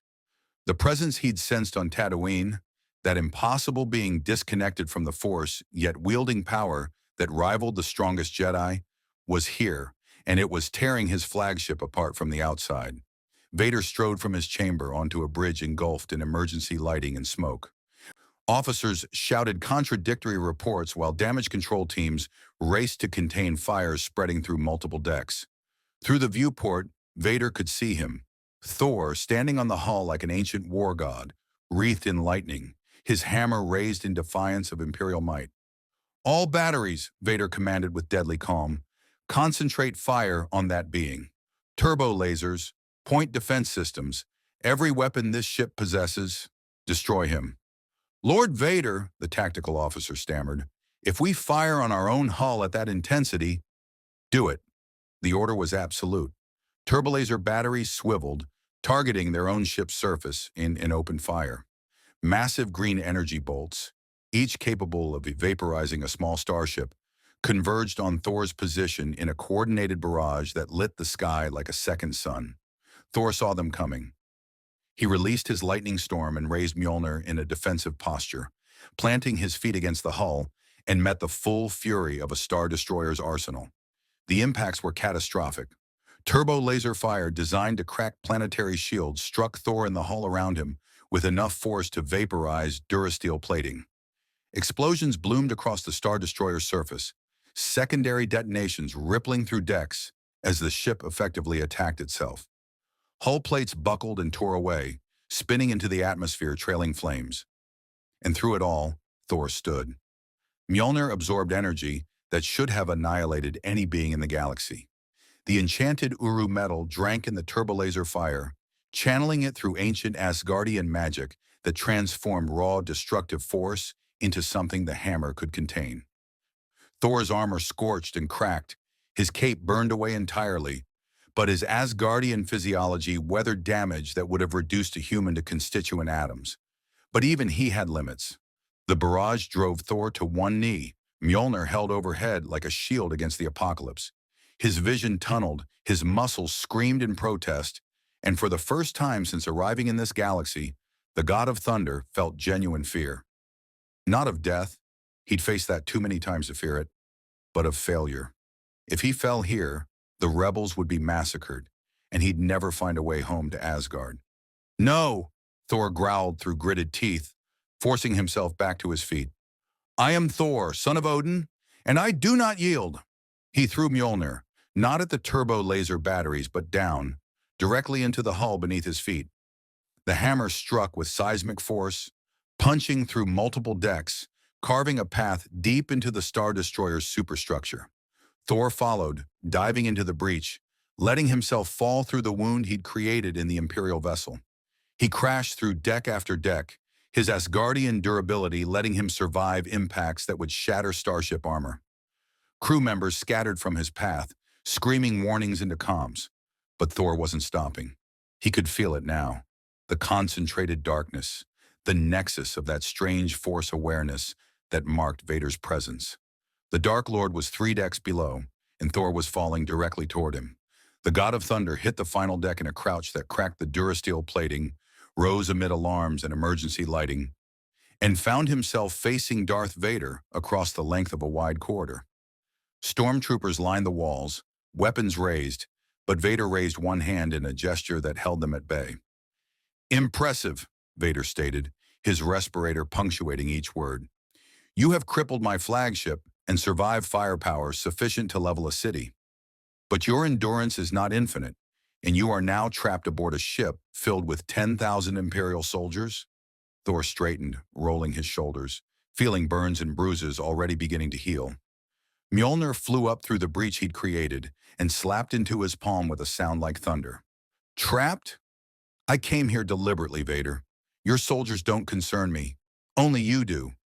Then you will die disappointed. Vader's lightsaber ignited, its crimson blade casting bloody light across the smoke-filled corridor.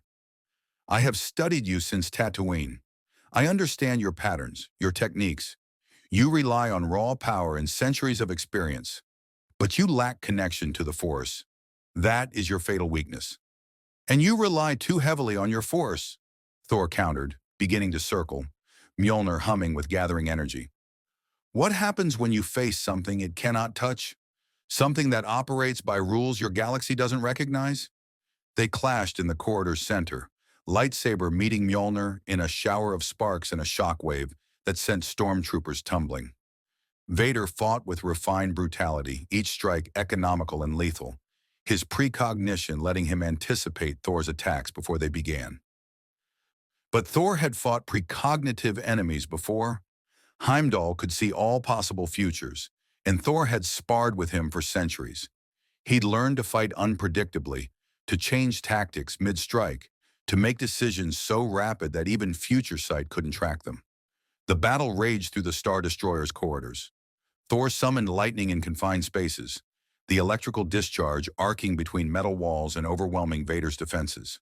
The Dark Lord responded by telekinetically hurling debris, collapsing bulkheads, attempting to crush Thor beneath tons of starship infrastructure. Neither gained decisive advantage. Both warriors too skilled, too powerful for quick victory. Luke, where are you? Red 2's voice crackled over Thor's forgotten comm device. The other Star Destroyers are moving in. We need to retreat. Negative, Luke responded, his voice strained. Thor went into that ship. We can't leave him. He's one person against a Star Destroyer. We have to... The transmission cut off in static as Thor and Vader's clash generated an electromagnetic pulse that fried nearby electronics.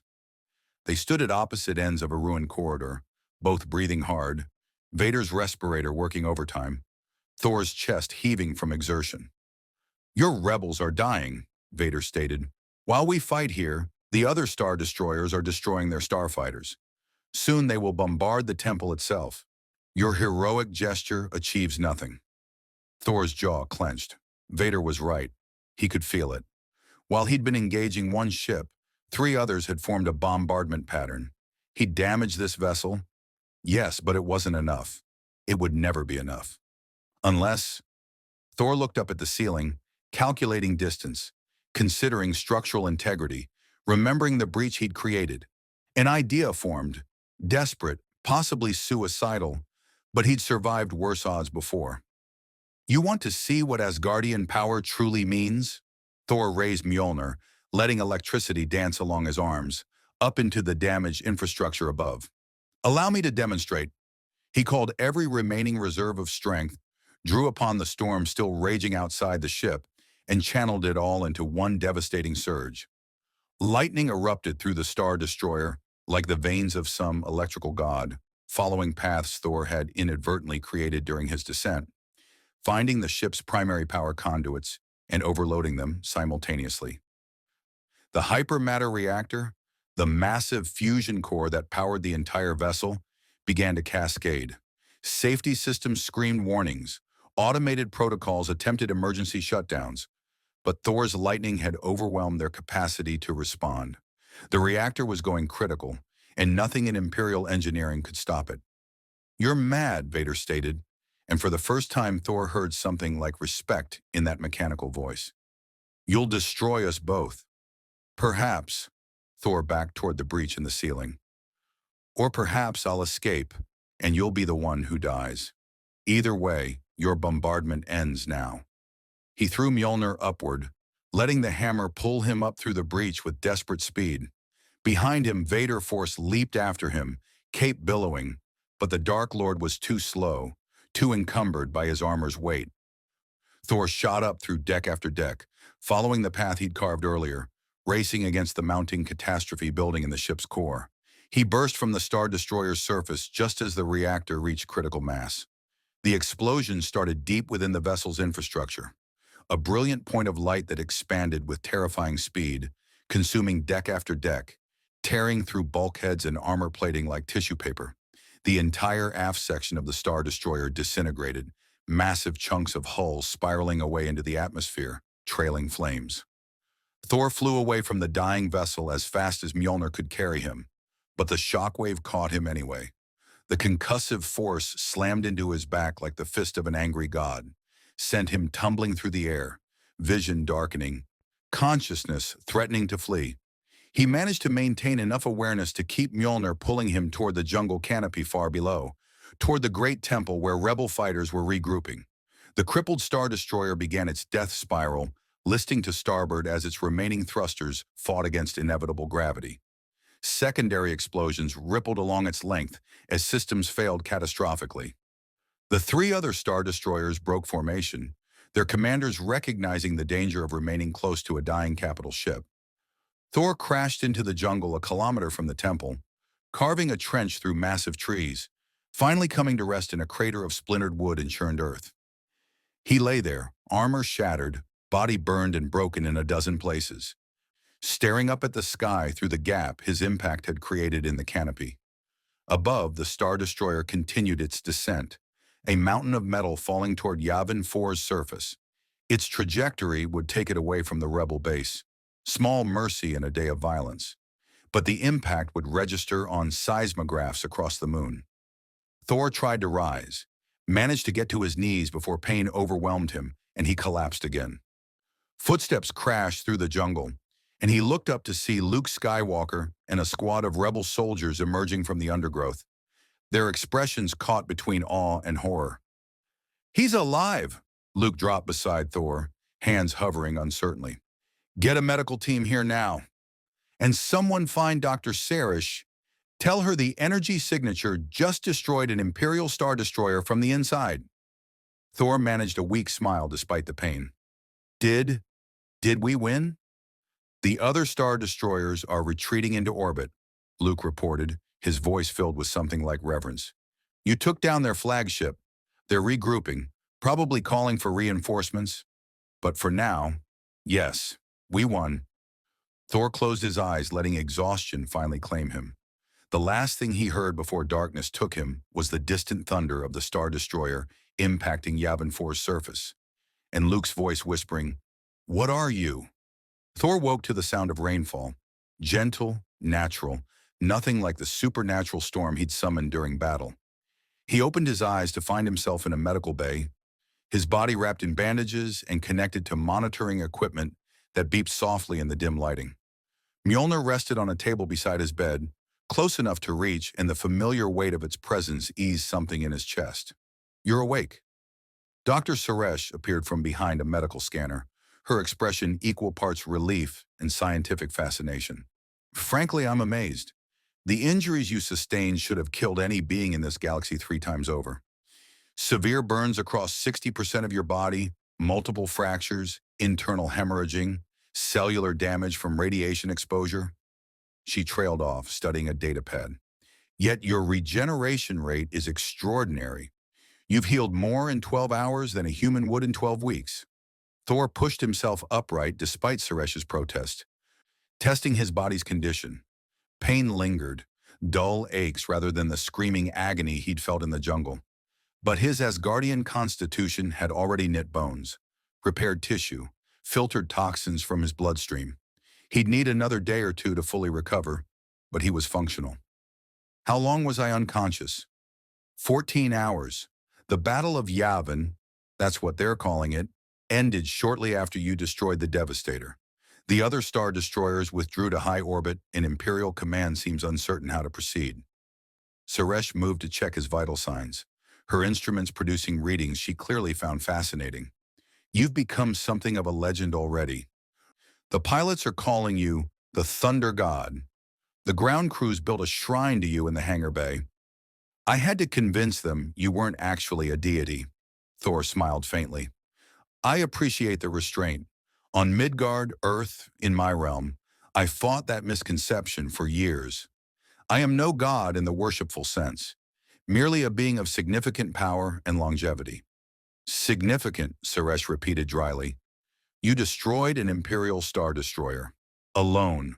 With a hammer. That goes somewhat beyond significant." Before Thor could respond, the medical bay door opened and Commander Voss entered, accompanied by Luke Skywalker. Both looked exhausted, still wearing flight suits stained with carbon scoring and coolant fluid. Voss's expression was complicated, gratitude mixed with concern, while Luke studied Thor with barely contained curiosity. "You're up," Voss said. "Good, because we have a situation, and it involves you directly." Thor reached for Mjolnir, the hammer flying to his hand. The familiar weight steadied him as he stood, ignoring Suresh's medical objections. "The Empire?" "Not exactly." Voss activated a holoprojector, and an image appeared. A holographic recording showing Thor standing on the Star Destroyer's hull, wreathed in lightning, defying the ship's firepower. The footage had been captured by rebel fighters during the battle. "This recording has leaked. Not through our channels. Someone else transmitted it across multiple HoloNet nodes before Imperial sensors could block it. Now every system in the Outer Rim has seen the footage. You're famous, Thor. Or infamous, depending on perspective." The recording played on loop. Thor calling down lightning, Thor diving into the Star Destroyer, the massive ship exploding from within. Even watching it secondhand, the display was impressive and terrifying. "How many have seen this?" Thor asked quietly. "Millions, possibly billions by now." Luke spoke up, his voice carrying youthful enthusiasm, tempered by growing wisdom. "The Empire's trying to suppress it, calling it rebel propaganda. But the footage is authentic enough that people are questioning official narratives. Some systems are even discussing rebellion. If one person can stand against the Empire like that, maybe organized resistance isn't hopeless. That's the good news, Voss continued. The bad news is threefold. First, every bounty hunter in the galaxy now has your face memorized and a price on your head that's increased to 500,000 credits. Second, Emperor Palpatine has issued a personal decree. You're to be captured alive at any cost. He's offering imperial governorships to anyone who brings you to Coruscant. Thor's expression darkened. And the third? Voss hesitated, then touched the holo projector again. A new image appeared, a hooded figure whose face was hidden in shadow, but whose presence radiated menace even through holographic reproduction. When the figure spoke, the voice was ancient and cruel, layered with power that made the air itself seem heavy. To the being who calls himself Thor of Asgard, the Emperor said, each word dripping with dark promise, you possess power that interests me greatly, power that exists outside the Force, yet rivals the mightiest Sith Lords. I extend this offer once. Come to Coruscant willingly, submit to study and service in my empire, and I will grant you resources to find your way home. Refuse, and I will hunt you across every system, every planet, every shadow in this galaxy until you are mine. You have 7 standard days to decide. The hologram ended, leaving silence in the medical bay. It's a trap, Luke said immediately. The Emperor doesn't make deals. He lies, manipulates, destroys. Whatever he promises, he'll twist it into something horrible. The boy's right, Voss agreed. Palpatine is Sith, maybe the most powerful Sith in history. He orchestrated the Clone Wars, wiped out the Jedi Order, corrupted Anakin Skywalker into Darth Vader. Everything he touches turns to ash and tyranny. Thor sat heavily on the medical bed, Mjolnir resting across his knees. 7 days. The Emperor had given him 7 days to surrender or face the full might of Imperial forces dedicated to his capture. It was psychological warfare. The waiting, the countdown, the knowledge that pursuit was inevitable. What would you do? Thor asked, looking at Luke. The young pilot seemed surprised to be addressed directly. You're a warrior. I can see it in your bearing. You have instincts honed by combat. What does your gut tell you? Luke met his gaze steadily, and Thor saw steel beneath the boyish features. I'd fight, every day, every hour, with everything I had, because surrendering to evil, even with promises attached, just makes you part of that evil. Spoken like a true warrior, Thor stood, testing his balance, finding his strength returning with each moment. Dr. Sarish, you mentioned knowledge that might help me return home. How much progress have you made? Suresh pulled up data on her holopad, frustration evident in her expression. Some. The energy signature from your arrival suggests a dimensional breach, a tear in space-time that connected your realm to ours temporarily. But recreating that breach would require energy levels that dwarf anything the rebellion possesses. Even the Empire's largest reactors might not generate sufficient power. What about the Force? Luke asked suddenly. The Jedi texts mentioned Force users who could see across vast distances, even glimpse other times. Maybe someone strong enough in the Force could... The Force cannot reach Thor's realm, Suresh interrupted. That's the fundamental problem. His home exists outside the Force's influence, in a dimension where different fundamental laws apply. It's like trying to use a magnet to attract wood. The mechanism simply doesn't connect. Thor absorbed this, feeling hope dim slightly. If even the Force couldn't bridge the gap, and technological solutions required impossible energy levels, how would he ever return to Asgard?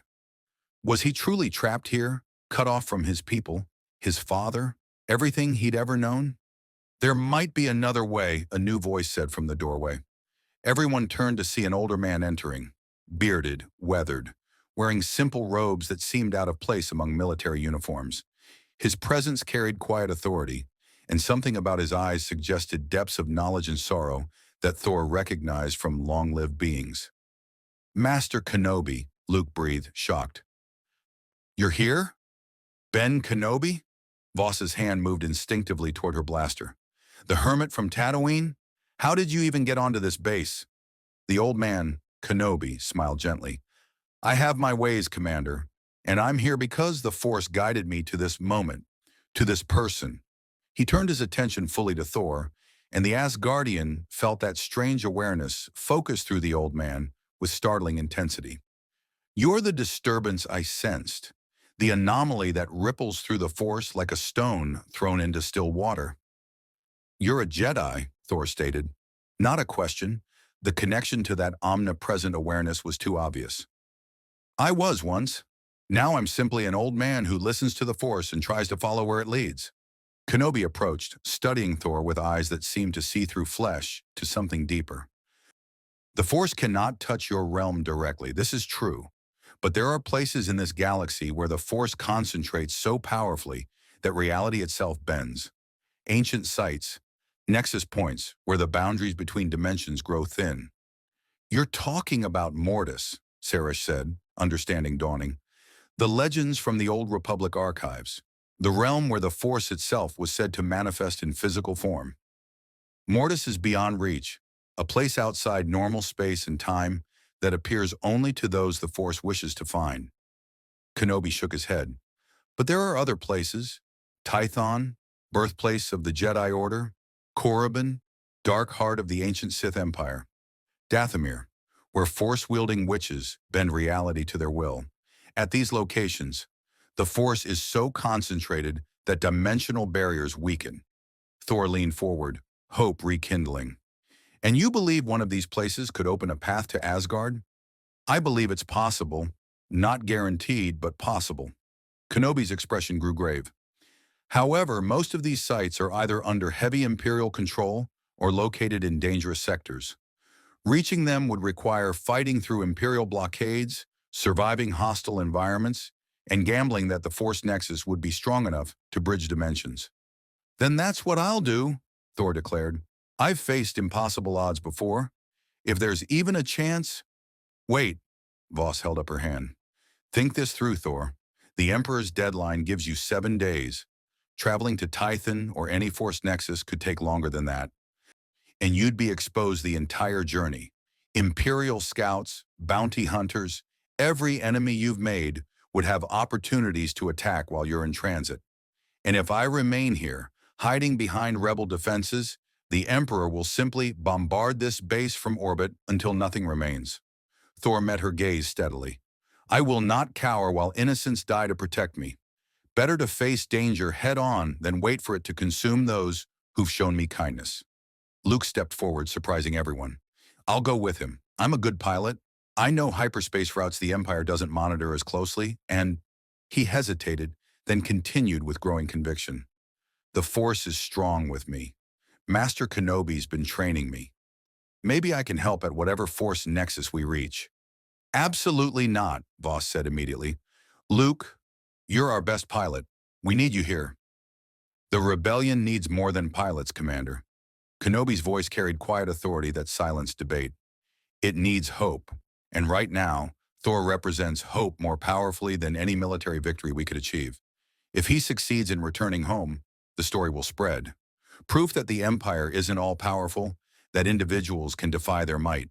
If he fails—" The old Jedi paused. "Then at least he'll have tried, and that too sends a message." Thor studied Luke carefully. The young man was eager, brave, perhaps reckless, qualities Thor recognized from his own youth. But there was something else there, something that resonated with the Force in ways even Kenobi seemed uncertain about. This boy had destiny written across him in lines Thor could almost see. "Very well," Thor said. "Luke Skywalker, you may accompany me, but understand, where we're going will be dangerous. I cannot guarantee your safety." "I'm not asking for safety," Luke replied, smiling. "I'm asking for adventure, and maybe a chance to learn from someone who fights like the heroes in old stories." Voss looked between them, clearly torn between Commander's caution and understanding that some moments transcended military hierarchy. Finally, she sighed. "If you're doing this, take the Millennium Falcon. Han Solo won't like it, but his ship is the fastest in the fleet and heavily modified for exactly this kind of mission." "Who is Han Solo?" Thor asked. "A smuggler with a hero complex he refuses to admit." Voss's expression softened slightly. "He helped us destroy the first Death Star. Stubborn, arrogant, but skilled. His ship will give you the best chance of evading Imperial pursuit." Kenobi nodded agreement. I'll provide what guidance I can. Tython is our best option. It's nominally abandoned, far from major Imperial presence, and the force there resonates with light rather than darkness. If any nexus can bridge dimensions safely, it would be Tython. Then we have our destination. Thor stood fully, armor manifesting around him through Asgardian magic, new cape appearing from nowhere, damaged plates repairing themselves as if time reversed. The display drew gasps from everyone except Kenobi, who merely raised an eyebrow appreciatively. When do we depart? Tomorrow at dawn, Voss decided. That gives us time to prepare the Falcon, load supplies, and plan hyperspace routes. Also gives you another night to heal fully, Thor. You're recovered enough to function, but not enough to fight at full capacity.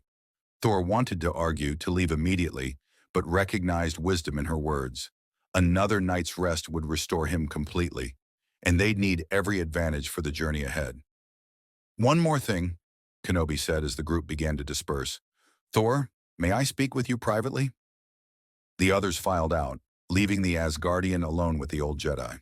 Kenobi studied him for a long moment, then spoke quietly. The Force cannot touch you directly, but it swirls around you like water around stone. You disrupt patterns, create ripples that extend far beyond your immediate actions. The Emperor senses this, which is why he wants you so desperately. You're warning me, Thor understood. You think I'm dangerous. I think you're powerful, and power is always dangerous. But more than that, Kenobi's expression grew distant, as if seeing something far away. I think your arrival here wasn't random. The Force guided you to this galaxy, to this moment. There's a reason you're here, Thor of Asgard, a purpose beyond your understanding or mine. I don't believe in destiny, Thor said. I believe in choice. The two aren't mutually exclusive, Kenobi smiled sadly. Destiny provides opportunities. Choice determines what we do with them. Your choices will shape this galaxy's future in ways neither of us can predict. Choose wisely. The old Jedi departed, leaving Thor alone with his thoughts and the gentle rainfall outside. 7 days until the Emperor's deadline. One journey to a Force nexus that might provide passage home. And the growing certainty that leaving this galaxy wouldn't be as simple as finding the right dimensional doorway. He'd made allies here, made enemies, made an impact that rippled through millions of lives. Could he simply walk away from that? Should he? Thor touched Mjolnir's handle, seeking comfort in the familiar weight, and wondered what Odin would counsel in this situation. His father had always preached the importance of duty, of responsibility that came with power. Tomorrow he would begin the journey to Tython. Whatever came after, return to Asgard or remaining to fight the Empire, he would face with the same courage and honor he'd brought to every battle across the 9 realms. The God of Thunder closed his eyes and let healing sleep claim him once more, while outside, the rebellion prepared for the departure of their unexpected champion. The Millennium Falcon sat on its landing pad like a battered bird of prey, all asymmetrical angles and mismatched hull plates that spoke of countless hasty repairs. Thor studied the Corellian freighter with the eye of someone who'd seen his share of ships, from Asgard's elegant golden vessels to the brutal functionality of dark elf raiders. This one fell somewhere in between, ugly but possessing a certain defiant charm. She doesn't look like much, Luke said, climbing the boarding ramp ahead of Thor, but she's got it where it counts. Han made a lot of special modifications himself. The interior matched the exterior, worn, patched, but meticulously maintained beneath the surface grime. The main hold smelled of coolant fluid, ozone, and something organic Thor couldn't identify. Weapon lockers lined one wall, while the other held engineering access panels and what appeared to be hidden smuggling compartments. A man emerged from the cockpit, tall, dark-haired, wearing a vest over a white shirt and a blaster holstered low on his hip.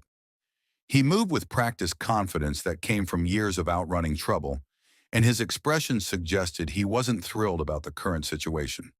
"So you're the guy who blew up a Star Destroyer?" Han Solo said without preamble, looking Thor up and down. "Gotta say, you're taller than the hollows showed. And that hammer, it real or just for show?" Thor hefted Mjolnir casually, letting electricity crackle along its surface. real enough to have destroyed your Empire's flagship. You have objections to my presence aboard your vessel? Han raised both hands in mock surrender. Hey, as long as you don't go throwing lightning bolts inside my ship, we're fine. This baby's temperamental enough without supernatural weather patterns. He moved to the cockpit, dropping into the pilot's seat. Strap in, both of you. We've got 5 hyperspace jumps plotted to throw off any pursuit, and some of them go through territory that'll make you wish we'd just surrendered to the Empire. Luke took the co-pilot's seat while Thor settled into the hold, using cargo webbing as makeshift restraints. The engines fired with a roar that vibrated through the deck plating, and the Falcon lifted off with surprising grace. Through the viewport, Thor watched Yavin 4 fall away, the great temple growing smaller, the jungle canopy becoming a green blur, then the moon itself shrinking as they climbed toward orbit. 3 star destroyers still holding high orbit, Han reported, his hands dancing across controls with unconscious expertise. They're maintaining blockade formation, scanning everything that moves. This is gonna be tricky. Can we fight through? Thor asked, hand moving toward Mjolnir. Fight 3 star destroyers? Han laughed without humor. Not even you could pull that off twice. No, we're gonna be sneaky. Old smuggler trick. Slave our transponder to a departing mining barge, make them think we're just another supply run heading out system. By the time they figure it out, we'll be in hyperspace. The Falcon maneuvered toward a massive automated barge, hauling processed ore from Yavin's asteroid belt. Han matched speed and vector with precision that demonstrated years of evading Imperial customs, and their transponder synced with the barge's identification codes. To Imperial sensors, they'd appear as just another small craft in the barge's electromagnetic shadow. They passed beneath the nearest Star Destroyer, close enough that Thor could see individual viewport lights and the distinctive bridge tower where officers coordinated the blockade. His hand tightened on Mjolnir, warrior instincts demanding he strike while enemies were vulnerable. But wisdom counseled patience. 3 capital ships were too many, even for Asgardian might. Approaching jump point, Han announced. If this works, drinks are on Luke. If it doesn't, dying is on all of us. The Falcon broke from the barge's shadow and accelerated hard. Sublight engines pushing maximum thrust. Alarms immediately sounded on Imperial vessels. Another transponder anomaly, another possible rebel escape. But Han was faster. His fingers flew across the hyperdrive controls and reality stretched. Stars became lines. Lines became a tunnel of light, and they were gone. The journey to Tython would take 4 standard days, even with the Falcon's enhanced hyperdrive, requiring multiple stops to recalculate routes and avoid Imperial patrols. Han pushed the ship hard, plotting courses through little-known hyperspace lanes he discovered during smuggling runs, taking them through territories where Imperial presence was minimal and questions were rarely asked. Thor spent the transit learning about this galaxy from his companions. Luke proved an eager teacher, explaining the Clone Wars, the rise of the Empire, the Jedi purge that had eliminated an order of peacekeepers who'd existed for thousands of generations. Han provided more cynical commentary, stories of corruption in both Republic and Empire, of systems ground under authoritarian rule, of resistance that seemed increasingly futile. The Empire's got billions of soldiers, millions of ships, resources that dwarf what the rebellion could muster in 100 years, Han said during their second day of travel, nursing a drink in the Falcon's common area. Only reason they haven't crushed us completely is we're too scattered to target efficiently. But that's also why we can't win. We're not an army, just a bunch of desperate people hitting targets and running before reinforcements arrive. Every rebellion begins that way, Thor countered, remembering uprisings he'd witnessed across the 9 realms. Small strikes build momentum. Symbols emerge that inspire others. One warrior standing against tyranny becomes 10, then 100, then an army. Is that what you are? Luke asked, leaning forward with that characteristic enthusiasm. A symbol? The thunder god who fought the Empire and survived? Thor considered this. I am simply Thor. The rest, the legend, the symbol, is what others choose to see. But yes, if my actions inspire courage in those who fight evil, then I am honored to serve that purpose. See, that's your problem right there, Han interjected. You think in terms of good and evil, honor and courage. Out here in the real galaxy, most of us are just trying to survive. The Empire doesn't care about evil. They care about control. The rebellion doesn't fight for honor. They fight because the alternative is extinction. And yet you fight alongside them, Thor observed. You delivered the strike that destroyed their Death Star. From what I've heard, for someone so cynical about the cause, you seem remarkably dedicated to it. Han shifted uncomfortably. That was different. That was... They needed a pilot. I needed the credits. Things got complicated. Things got complicated, Luke repeated, grinning. Is that what we're calling you came back to save my life during the Death Star trench run? Can we focus on not dying during this trip? Han changed subjects abruptly. Next jump takes us through the Thule Nebula, pirate territory, no Imperial presence, but also no law whatsoever. We'll need to stay sharp. The Thule Nebula lived up to its reputation. They emerged from hyperspace into a region of space where ionized gas clouds glowed with eerie purple light, obscuring long-range sensors and providing perfect cover for raiders. The Falcon had barely begun scanning when 3 starfighters appeared from the nebula's depths. Modified Z-95 headhunters with mismatched hull plating and weapon systems that looked jury-rigged from multiple sources. Pirates, Han confirmed, already adjusting shields. They'll demand cargo or try to disable and board us. Standard procedure. Thor moved to the viewport, watching the pirates close formation. Can we outrun them? In this nebula? Not without risking a collision with debris we can't see on sensors. Han's expression said in grim determination. Looks like we're fighting. Luke, get to the dorsal gun turret. Thor, you take the ventral. Controls are intuitive. Point, shoot, try not to hit anything friendly. Thor followed Han's directions to the lower gun turret, settling into the seat and gripping controls that, true to Han's word, were remarkably straightforward. The targeting computer painted the approaching pirates in red, calculating intercept vectors and optimal firing solutions. Through the transparasteel bubble, Thor could see the nebula's strange beauty, and the pirates accelerating to attack speed. Here they come, Luke's voice crackled through the intercom. Opening fire! The Falcon's quad laser cannons blazed red, streams of energy bolts reaching out toward the pirate fighters. Luke's gunnery was good. He clipped one fighter's wing, sending it spinning off course. But the pirates were experienced. They split formation, coming at the Falcon from multiple angles, their own weapons firing in coordinated bursts. Thor squeezed the trigger, feeling the gun turret's power course through the controls. The quad lasers responded, tracking one pirate fighter as it tried to loop beneath the Falcon. His first shots went wide. He was accustomed to fighting with Mjolnir, not mechanical weapons, but his warrior's instincts adapted quickly. The second burst caught the fighter dead center, and it exploded in a satisfying fireball.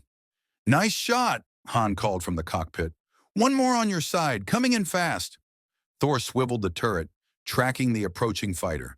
This pilot was skilled, juking and weaving to throw off targeting solutions, his shots striking the Falcon's aft shields with enough force to make the entire ship shudder.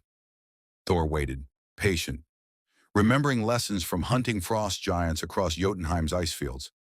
Patience, timing, strike when the enemy commits. The pirate pilot dove beneath the Falcon, attempting the same maneuver that had gotten his companion killed, and Thor was ready.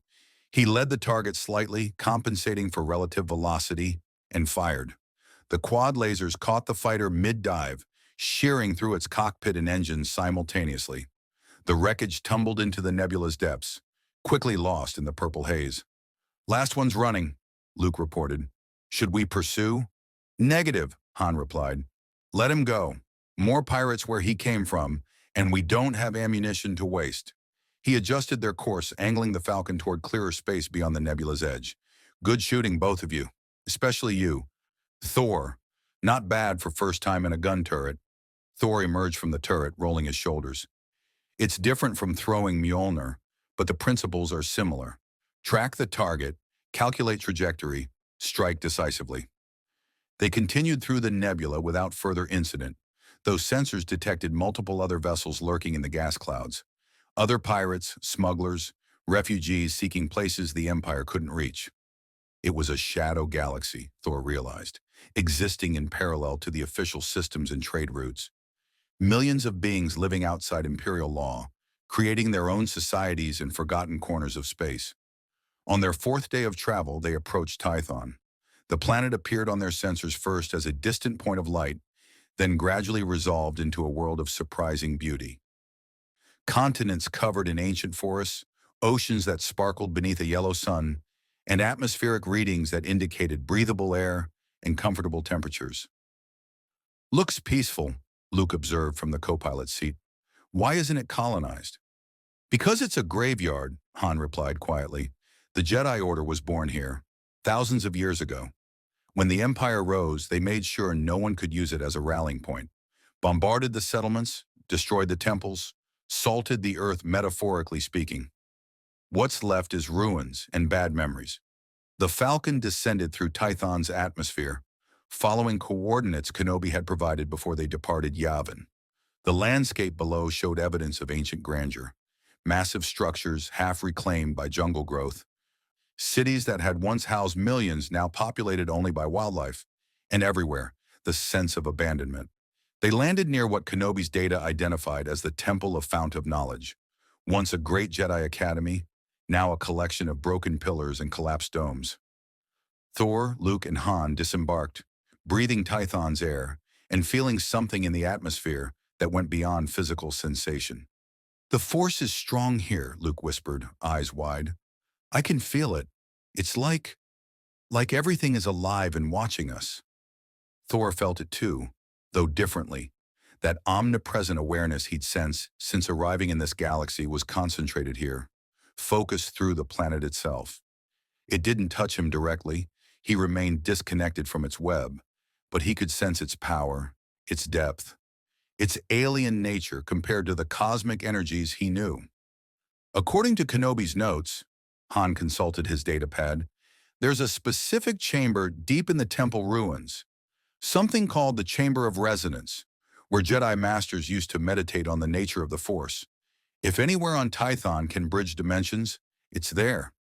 They moved into the ruins, following crumbling pathways that had once guided thousands of Jedi students. Wildlife scattered at their approach, creatures that had claimed these ruins as habitat, undisturbed by sentient presence for decades. Vines covered walls that still bore traces of ancient inscriptions, and doorways gaped like empty mouths leading into darkness. The Chamber of Resonance lay at the heart of the temple complex, accessed through a descending staircase that spiraled deep into Tython's bedrock. Thor led the way, Mjolnir providing light through electrical discharge that cast dancing shadows on ancient walls. Behind him, Luke and Han followed more cautiously, blasters drawn against potential threats. The chamber itself took Thor's breath away. It was a perfect sphere carved from solid crystal, its surfaces reflecting light in impossible patterns that seemed to shift and move independently. At the sphere's center floated a platform, not supported by any visible means, simply hanging in space as if gravity had forgotten its usual rules. This is it, Luke breathed, and Thor heard reverence in the young pilot's voice. I've never felt the Force this powerfully. It's like standing at the center of the galaxy. Thor stepped onto the platform, feeling it support his weight despite its apparent suspension in nothing. He moved to the center, raised Mjolnir, and closed his eyes. If this place could bridge dimensions, he needed to call out to Asgard, to reach across the void between galaxies and touch the cosmic energies of home. Heimdall, he spoke into the crystal chamber's perfect acoustics, his voice echoing strangely.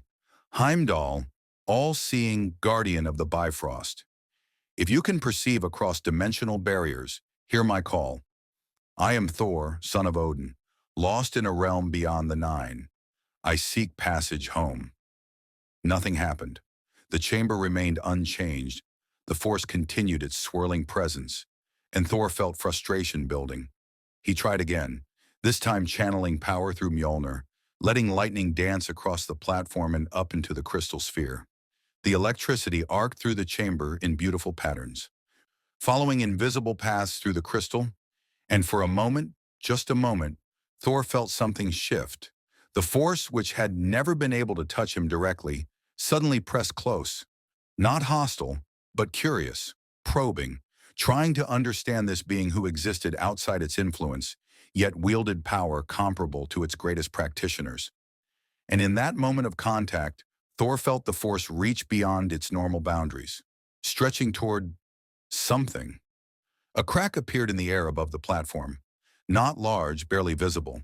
A hairline fracture in reality itself, glowing with faint rainbow light that Thor recognized instantly. The Bifrost's colors. Asgard's signature. "It's working!" Luke shouted from the chamber's edge. "Thor, whatever you're doing, keep doing it." But Thor could feel the strain. The Force was helping, yes, pushing against dimensional barriers with all its concentrated power, but it wasn't enough. The crack widened slightly, showing a glimpse of golden spires and endless stars beyond. Asgard, or at least the space surrounding it, but the breach remained too small, too unstable to pass through. He needed more power, more energy than even Mjolnir could provide, more than the Force Nexus could channel, more than the solution hit him like a thunderbolt, more power than he alone could provide, but not more than he could provide with help. Thor turned to Luke, who stood transfixed by the dimensional crack, and made a decision that would change both their destinies. "Luke Skywalker," Thor called out, his voice carrying absolute command. "Come here. I need your help." Luke hesitated only a moment before stepping onto the floating platform, his boots finding purchase on what appeared to be nothing but air. Han started to follow, but Thor raised a hand to stop him. "Only those connected to power beyond the physical," Thor said. "You're a skilled warrior, Han Solo, but this requires someone who can channel the Force. Luke has that ability." Luke moved to stand beside Thor, and immediately the young pilot gasped. "I can feel it. The Force is so strong here. It's like being inside a living thing. And that crack, I can see through it. There's something on the other side, something that feels wrong. Not evil, just fundamentally different from everything I know." "That's Asgard," Thor confirmed, watching the dimensional breach pulse and flicker. "Or the space surrounding it. My realm operates under different cosmic laws than yours. The Force cannot exist there, just as the powers of Asgard cannot fully manifest here without adaptation." He placed his free hand on Luke's shoulder, feeling the young man's connection to the Force like a current of electricity beneath skin. "I need you to do something difficult. Channel the Force through me. Use me as a conduit to bridge the gap between your galaxy and mine." "I don't know how," Luke admitted, fear creeping into his voice. "Master Kenobi's only given me basic training. I can't—" "You can," Thor interrupted, his tone carrying the absolute certainty of someone who'd trained warriors for centuries. "I've seen how you fight, how you fly. You don't think through the Force. You feel it, trust it, let it guide your actions. Do the same now. Don't overthink. Simply reach out with that awareness, let it flow through my body, and help me tear this breach wider." Luke closed his eyes, breathing deeply, and Thor felt it, the Force gathering around the young pilot like a storm preparing to break. It swirled through the chamber, drawn by Luke's nascent power and amplified by the planet's natural resonance. The energy built higher, stronger, and when Luke opened his eyes, they reflected starlight that had no physical source. "I feel it," Luke whispered, "the Force flowing like a river. And you're like a stone in that river. The current moves around you, but you create patterns, eddies, disturbances that ripple outward." His hand found Thor's arm, gripping tight. "I'm going to try channeling through you. This might hurt." "I am Asgardian," Thor replied with grim humor. "Pain is an old friend." Luke reached out through the Force, not trying to move objects or influence minds, but attempting something no Jedi in this era had tried, using a Force-resistant being as a dimensional anchor. The energy flowed toward Thor, and where it met his Asgardian physiology, reality itself protested. Thor gritted his teeth against sensation that went beyond pain.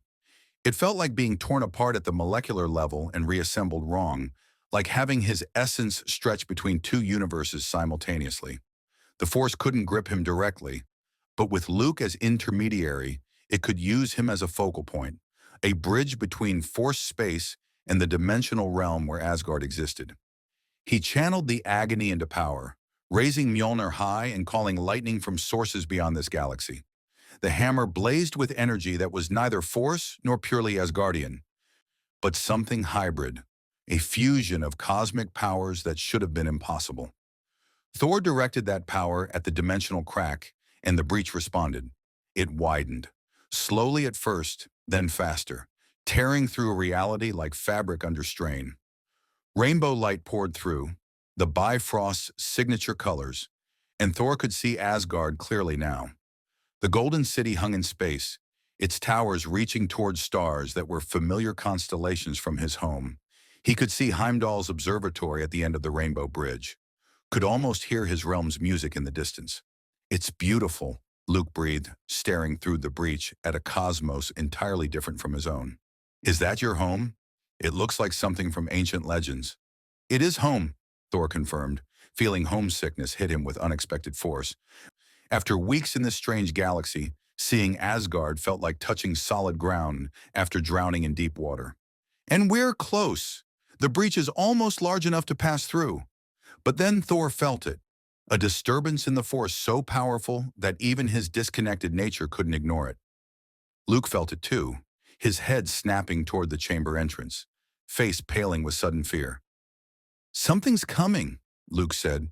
"Something dark and terrible. It's like a wound in the force, a place where light goes to die."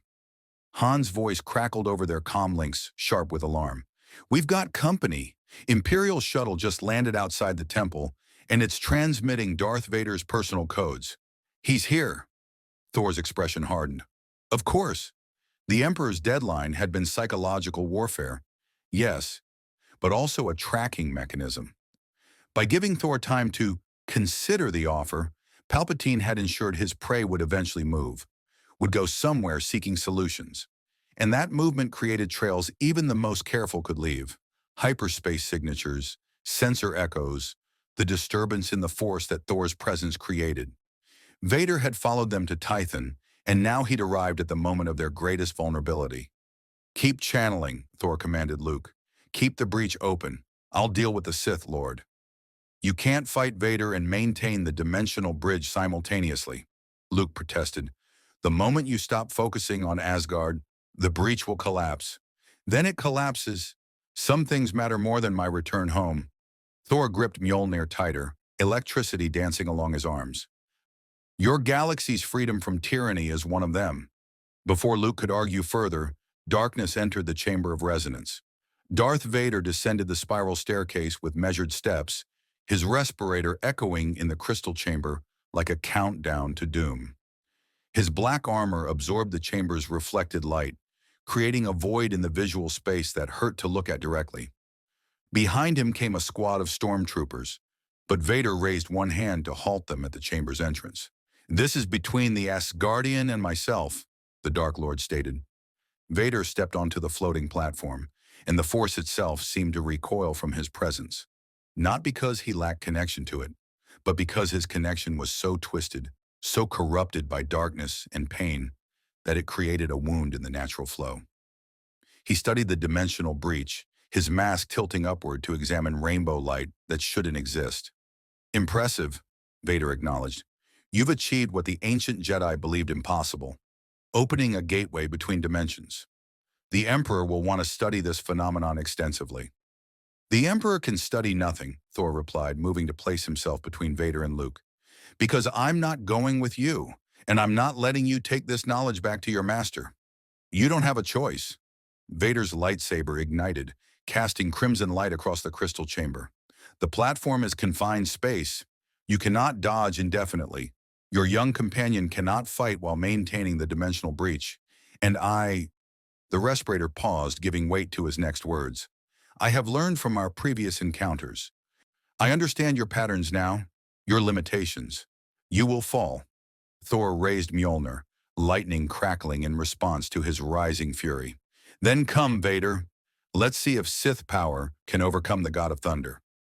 They clashed in the center of the floating platform, lightsaber meeting hammer in an explosion of energy that sent shockwaves rippling through the crystal chamber. The impacts created standing waves in the Force, visible even to Han watching from the entrance. Patterns of light and dark swirling around the combatants like opposing tides. Vader fought with refined brutality, every strike calculated to exploit the confined space, to drive Thor toward the platform's edge where one misstep meant falling into the crystalline void below. His precognition through the Force let him anticipate attacks. But Thor had learned to fight precognitive opponents.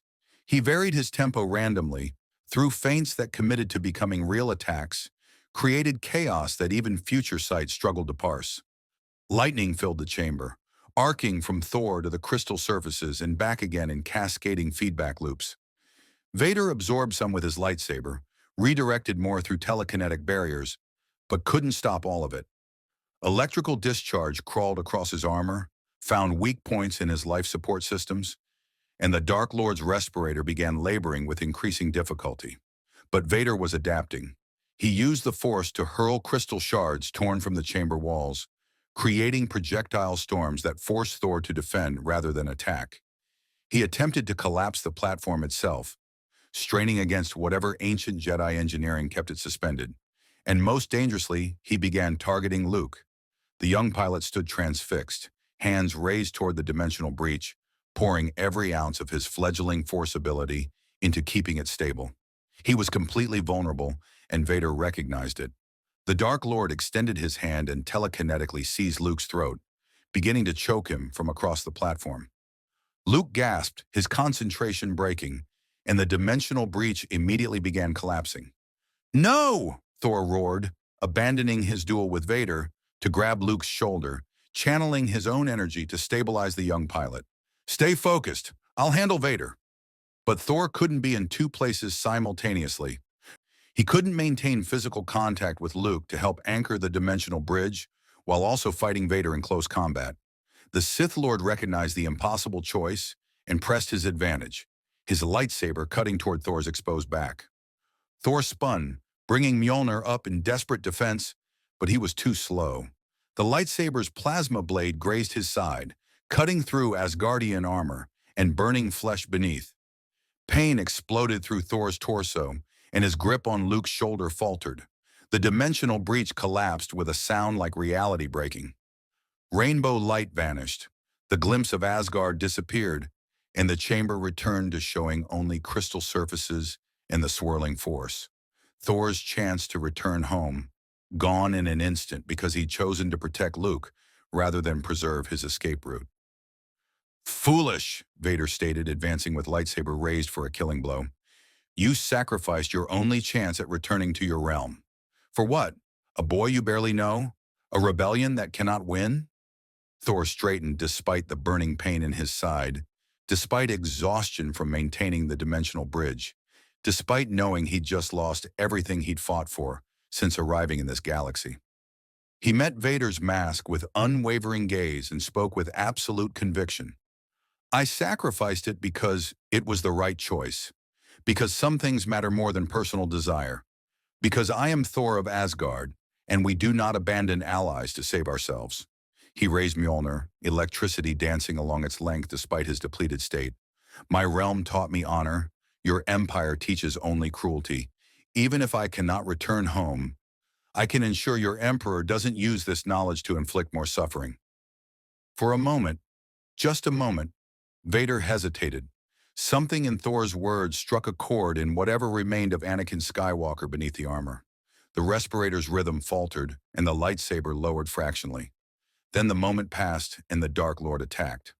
Thor fought with everything he had left, calling upon reserves of strength that Asgardian physiology could barely provide. He threw Mjolnir with enough force to crack the crystal walls, charged lightning that overloaded his own nervous system, fought with the desperate fury of someone who had nothing left to lose. But it wasn't enough. Vader was too skilled, too powerful, too relentless. The lightsaber found openings in Thor's defense, cutting shallow burns that accumulated into serious injury. A telekinetic blast sent Thor crashing into the chamber wall hard enough to crack crystal. Another seized Mjolnir mid-flight and attempted to redirect the hammer against its master. That proved Vader's mistake. Mjolnir answered only to those worthy, and whatever darkness consumed Darth Vader, it rendered him fundamentally unworthy. The hammer rejected his telekinetic grip violently, erupting with electrical discharge that fed back through the Force connection. Vader staggered, his concentration breaking, and Thor seized the opportunity. He called Mjolnir to his hand, focused every remaining shred of power, and brought down lightning like the wrath of heaven itself. The bolt struck Vader directly, overwhelming his lightsaber's absorption capacity, crawling across his armor and finding every vulnerability in his cybernetic systems. The Dark Lord collapsed, respirator sparking, servo motors in his limbs seizing. He wasn't dead. Thor had instinctively pulled the strike at the last second, but he was incapacitated, his armor's systems scrambling to reboot while his organic body struggled with electrical shock. Thor fell to his knees, utterly spent. The wound in his side bled freely, his muscles refused to respond, and darkness crept at the edges of his vision. He'd won, but victory felt hollow without the dimensional breach, without passage home. Luke rushed to his side, hands pressing against the lightsaber wound to staunch bleeding. "Thor, stay with me! Han, get the medical supplies from the Falcon. We need—" "The breach," Thor interrupted weakly. Can we reopen it?" Luke's expression crumpled with grief. "I don't know. It took everything we had the first time, and you're injured now. Maybe if we had days to prepare, to recover, but—" He looked at Vader's incapacitated form, at the stormtroopers who would be descending into the chamber any moment. "We need to leave. Now." Thor knew Luke was right, but accepting it meant accepting that he might never see Asgard again, might never return to his father, his friends, his duties. He'd be trapped in this galaxy permanently, cut off from everything he'd ever known. The choice he'd made, sacrificing his way home to save Luke, had been right. Thor didn't regret it, but right choices could still break your heart. "Help me up," he told Luke. "We're not done fighting yet." Han Solo appeared at the chamber entrance, blaster in hand and expression grim. "We've got maybe 2 minutes before those stormtroopers organize and come down here. Can either of you walk?" Thor forced himself to his feet, leaning heavily on Mjolnir. The wound in his side burned with every breath, but Asgardian constitution was already beginning to knit the tissue, slower than usual due to his depleted state, but still functioning. "I can walk, and fight if necessary." "Let's avoid fighting if possible," Han replied, eyeing Vader's sparking armor with barely concealed satisfaction. "Even I'll admit there's a certain poetry to seeing him down like that. Come on, there's a service tunnel that leads out the temple's east side. Old Jedi escape route. Might give us a head start before they realize we're gone." They moved quickly despite Thor's injury, Luke supporting him on one side, while Han led them through passages that grew progressively darker and more cramped. Behind them, shouts echoed through the crystal chamber, stormtroopers discovering their fallen lord, calling for medical teams and reinforcements. The service tunnel emerged in a jungle ravine, a kilometer from the main temple complex. The Millennium Falcon sat where they'd left it, undisturbed, and they climbed aboard with desperate haste. Han fired the engines before the boarding ramp fully retracted, and the freighter lifted off with a roar that scattered native wildlife. "Imperial shuttles powering up," Han announced, hands flying across controls. "They'll be after us in seconds. This is going to be another close one." But fate, or perhaps the Force, intervened. As Vader's shuttle lifted off in pursuit, its engines stuttered and died. The electrical damage Thor had inflicted on the Dark Lord had apparently propagated through systems the shuttle's crew hadn't checked, and now their vessel was grounded until repairs could be completed. "Ha!" Han laughed with genuine delight. "Your lightning trick bought us time. Buckle up. I'm jumping to hyperspace from inside atmosphere. It's gonna be rough." The Falcon accelerated almost vertically, climbing toward orbit at punishing G-forces that pressed Thor back into his seat despite Asgardian durability. Tython's surface fell away, became a sphere, shrank to a point of light. Then the hyperdrive engaged with a mechanical whine, and they were gone. Safe, at least temporarily. Thor sat in the common area, letting Luke apply medical supplies to his lightsaber wound, while Han plotted courses that would take them away from Imperial pursuit. The bacta patches felt strange against his skin, cold and tingling, but he could feel their healing properties accelerating his already enhanced recovery. "I'm sorry," Luke said quietly, focused on his medical work, "about the breach collapsing. You were so close to getting home, and I failed to maintain it." "You didn't fail," Thor corrected gently. "Vader attacked you, and I made a choice. The breach collapsed because I prioritized your life over my passage home. That wasn't failure. It was exactly what I intended. But now you're stuck here, Luke insisted, pain evident in his young features. Trapped in a galaxy that's not yours, cut off from your people, fighting a war that's not your responsibility.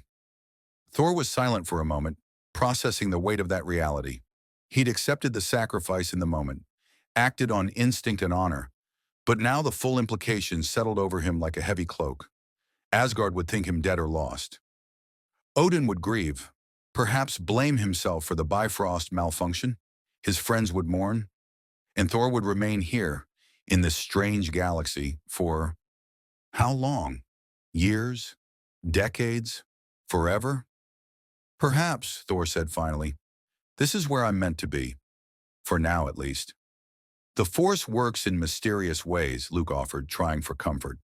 Master Kenobi always said that events unfold according to its will, even when we can't see the pattern. Your Force may have a will, Thor replied with faint humor, but I prefer to believe in choice. And I choose to make my presence here matter. If I cannot return to Asgard yet, then I'll fight for this galaxy's freedom. Your rebellion needs warriors, and I am one of the finest Asgard has produced. He met Luke's gaze steadily. Besides, you remind me of myself at your age. Eager, brave, perhaps too reckless. Someone should make sure you survive long enough to fulfill whatever destiny your Force has planned. Luke smiled, relief washing over his features. Does this mean you're officially joining the rebellion? It means I'm fighting the Empire, Mena, Thor clarified. Your rebellion's goals align with Asgardian principles. Protecting the innocent, opposing tyranny, defending those who cannot defend themselves. So yes, I suppose I am joining your cause, at least until I find another way home. Han emerged from the cockpit, having set the autopilot. Well, isn't this touching? The god decides to slum it with us mere mortals. But there was warmth beneath his sarcasm. For what it's worth, you made the right call back there. Kid's got potential. Be a waste if Vader choked him out before he could use it.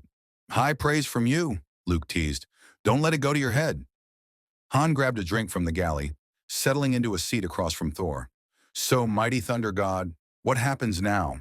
You've pissed off the Emperor personally, destroyed his best ship, humiliated Vader twice, and become a symbol the rebellion's going to exploit mercilessly.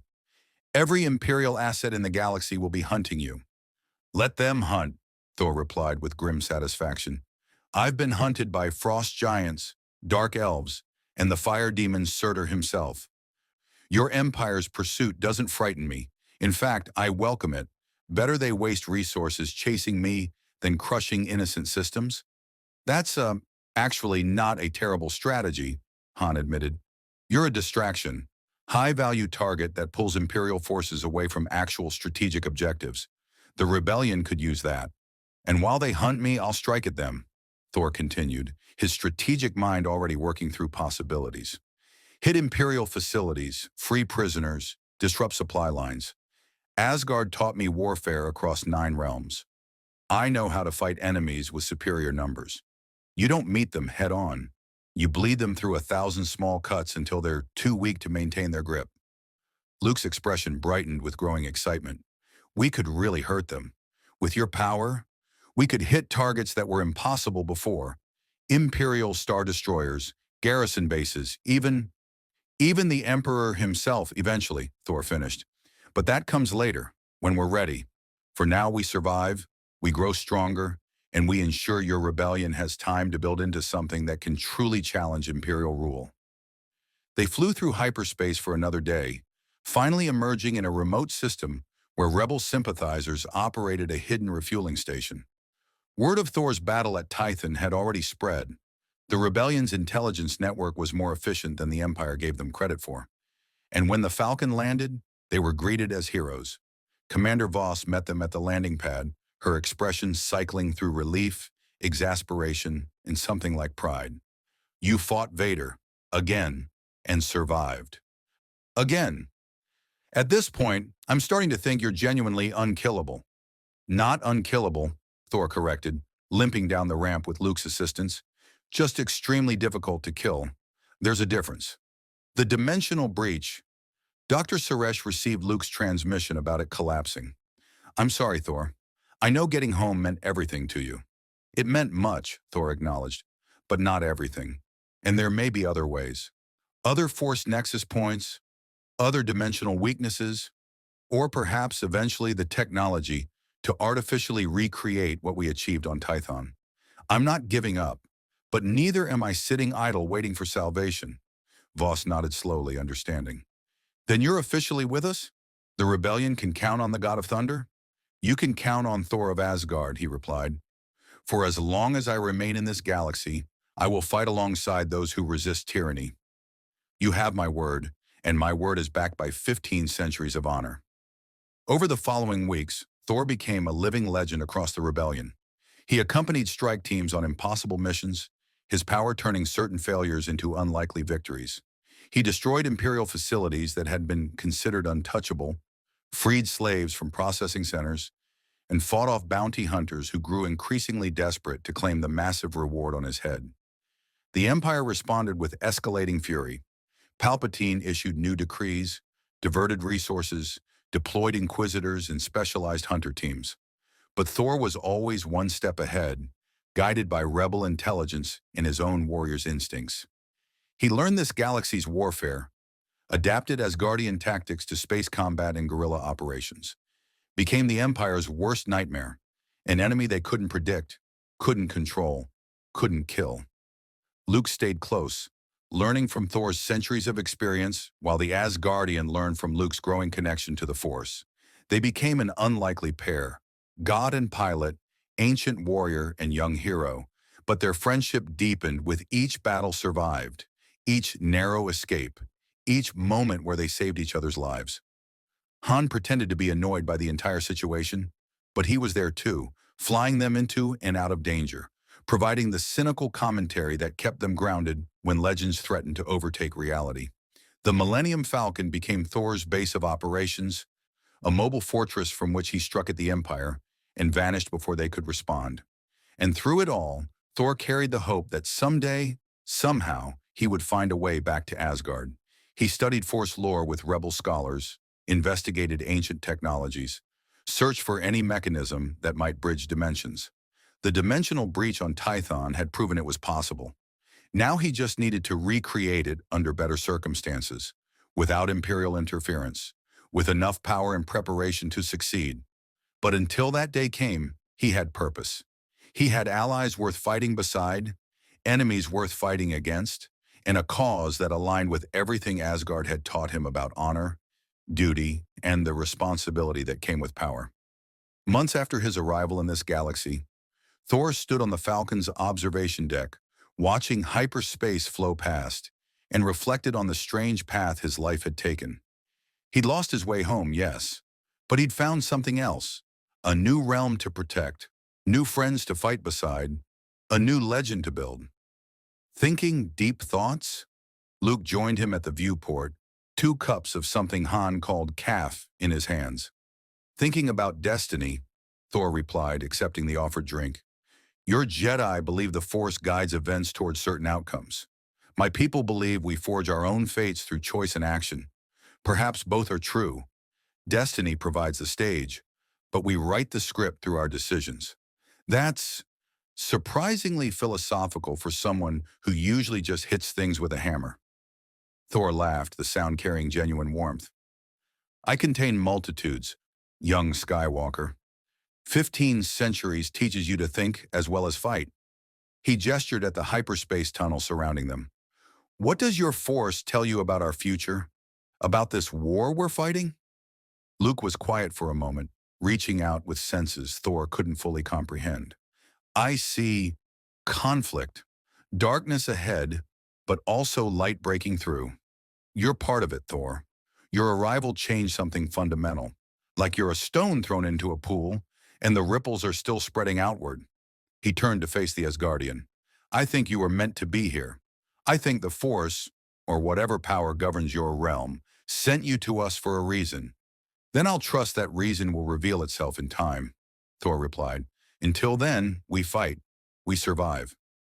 And we give the Empire reason to fear the Thunder. Somewhere in the depths of space, aboard the superstar destroyer Executor, Emperor Palpatine stared at holographic reports of Thor's latest attack and smiled with dark anticipation. This Asgardian was proving more valuable than anticipated, not as a servant, but as a catalyst.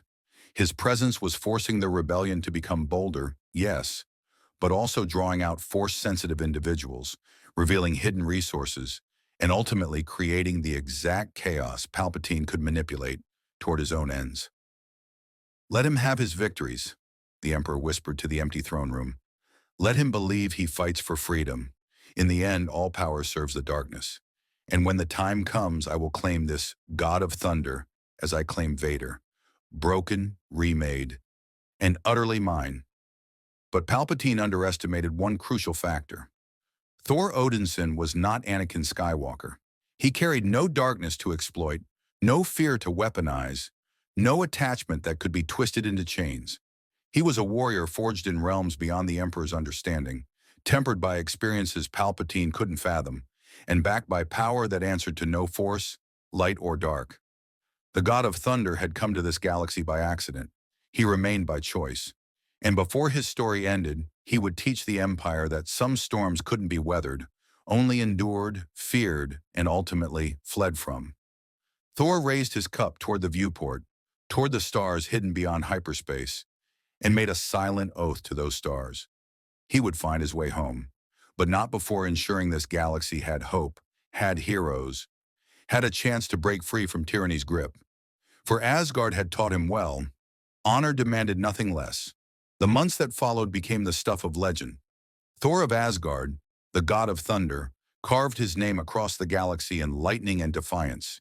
He became the symbol Commander Voss had predicted, proof that the Empire could be resisted, that individual courage could matter against overwhelming odds, that power existed beyond Palpatine's dark dominion. He never stopped searching for a way home. Dr. Sarish continued her research, analyzing the data from Tython, theorizing about dimensional mechanics that combined force physics with energies from Thor's realm. Other force nexus points were investigated, some safely, others at great cost, but none achieved the same resonance as Tython's chamber had provided. Yet Thor found meaning in the search itself. Each day fighting beside the rebellion, each life saved from imperial cruelty, each small victory against tyranny added weight to his existence in this strange galaxy. Luke grew under his mentorship, becoming not just a pilot but a warrior with hints of the Jedi he might someday become. Han Solo learned that cynicism could coexist with heroism, that some causes were worth fighting for even without guaranteed payment. And Thor learned that home wasn't just a place, but the bonds forged through shared struggle. Asgard would always be his realm, his origin, his ultimate destination. But this galaxy, with its force and its freedom fighters, its darkness and its defiance, had claimed a piece of his heart. The Emperor's deadline had long since passed. The hunt continued, relentless and fierce. But Thor met it with thunder. Every Imperial facility he destroyed, every Star Destroyer he damaged, every system he helped liberate sent a message that echoed across the stars. Power might makes right, but honor, courage, and righteous fury could break even the mightiest empire. Someday Thor would find his way back to Asgard. He would see Odin again, embrace his friends, reclaim his place among the 9 realms. But when that day came, he would return changed, carrying stories of another galaxy's struggle, bearing friendships forged in impossible circumstances, and knowing that heroism transcended dimensional boundaries. For now, the God of Thunder had a war to fight, and the Empire would learn what Asgard's enemies had known for millennia. When thunder rolls across the heavens, the wise take shelter, the foolish stand in defiance, and the truly wicked discover that some storms are divine judgment given form. Thor Odinson had arrived in the Star Wars galaxy by chance. He would leave it, whenever that distant day came, as a legend.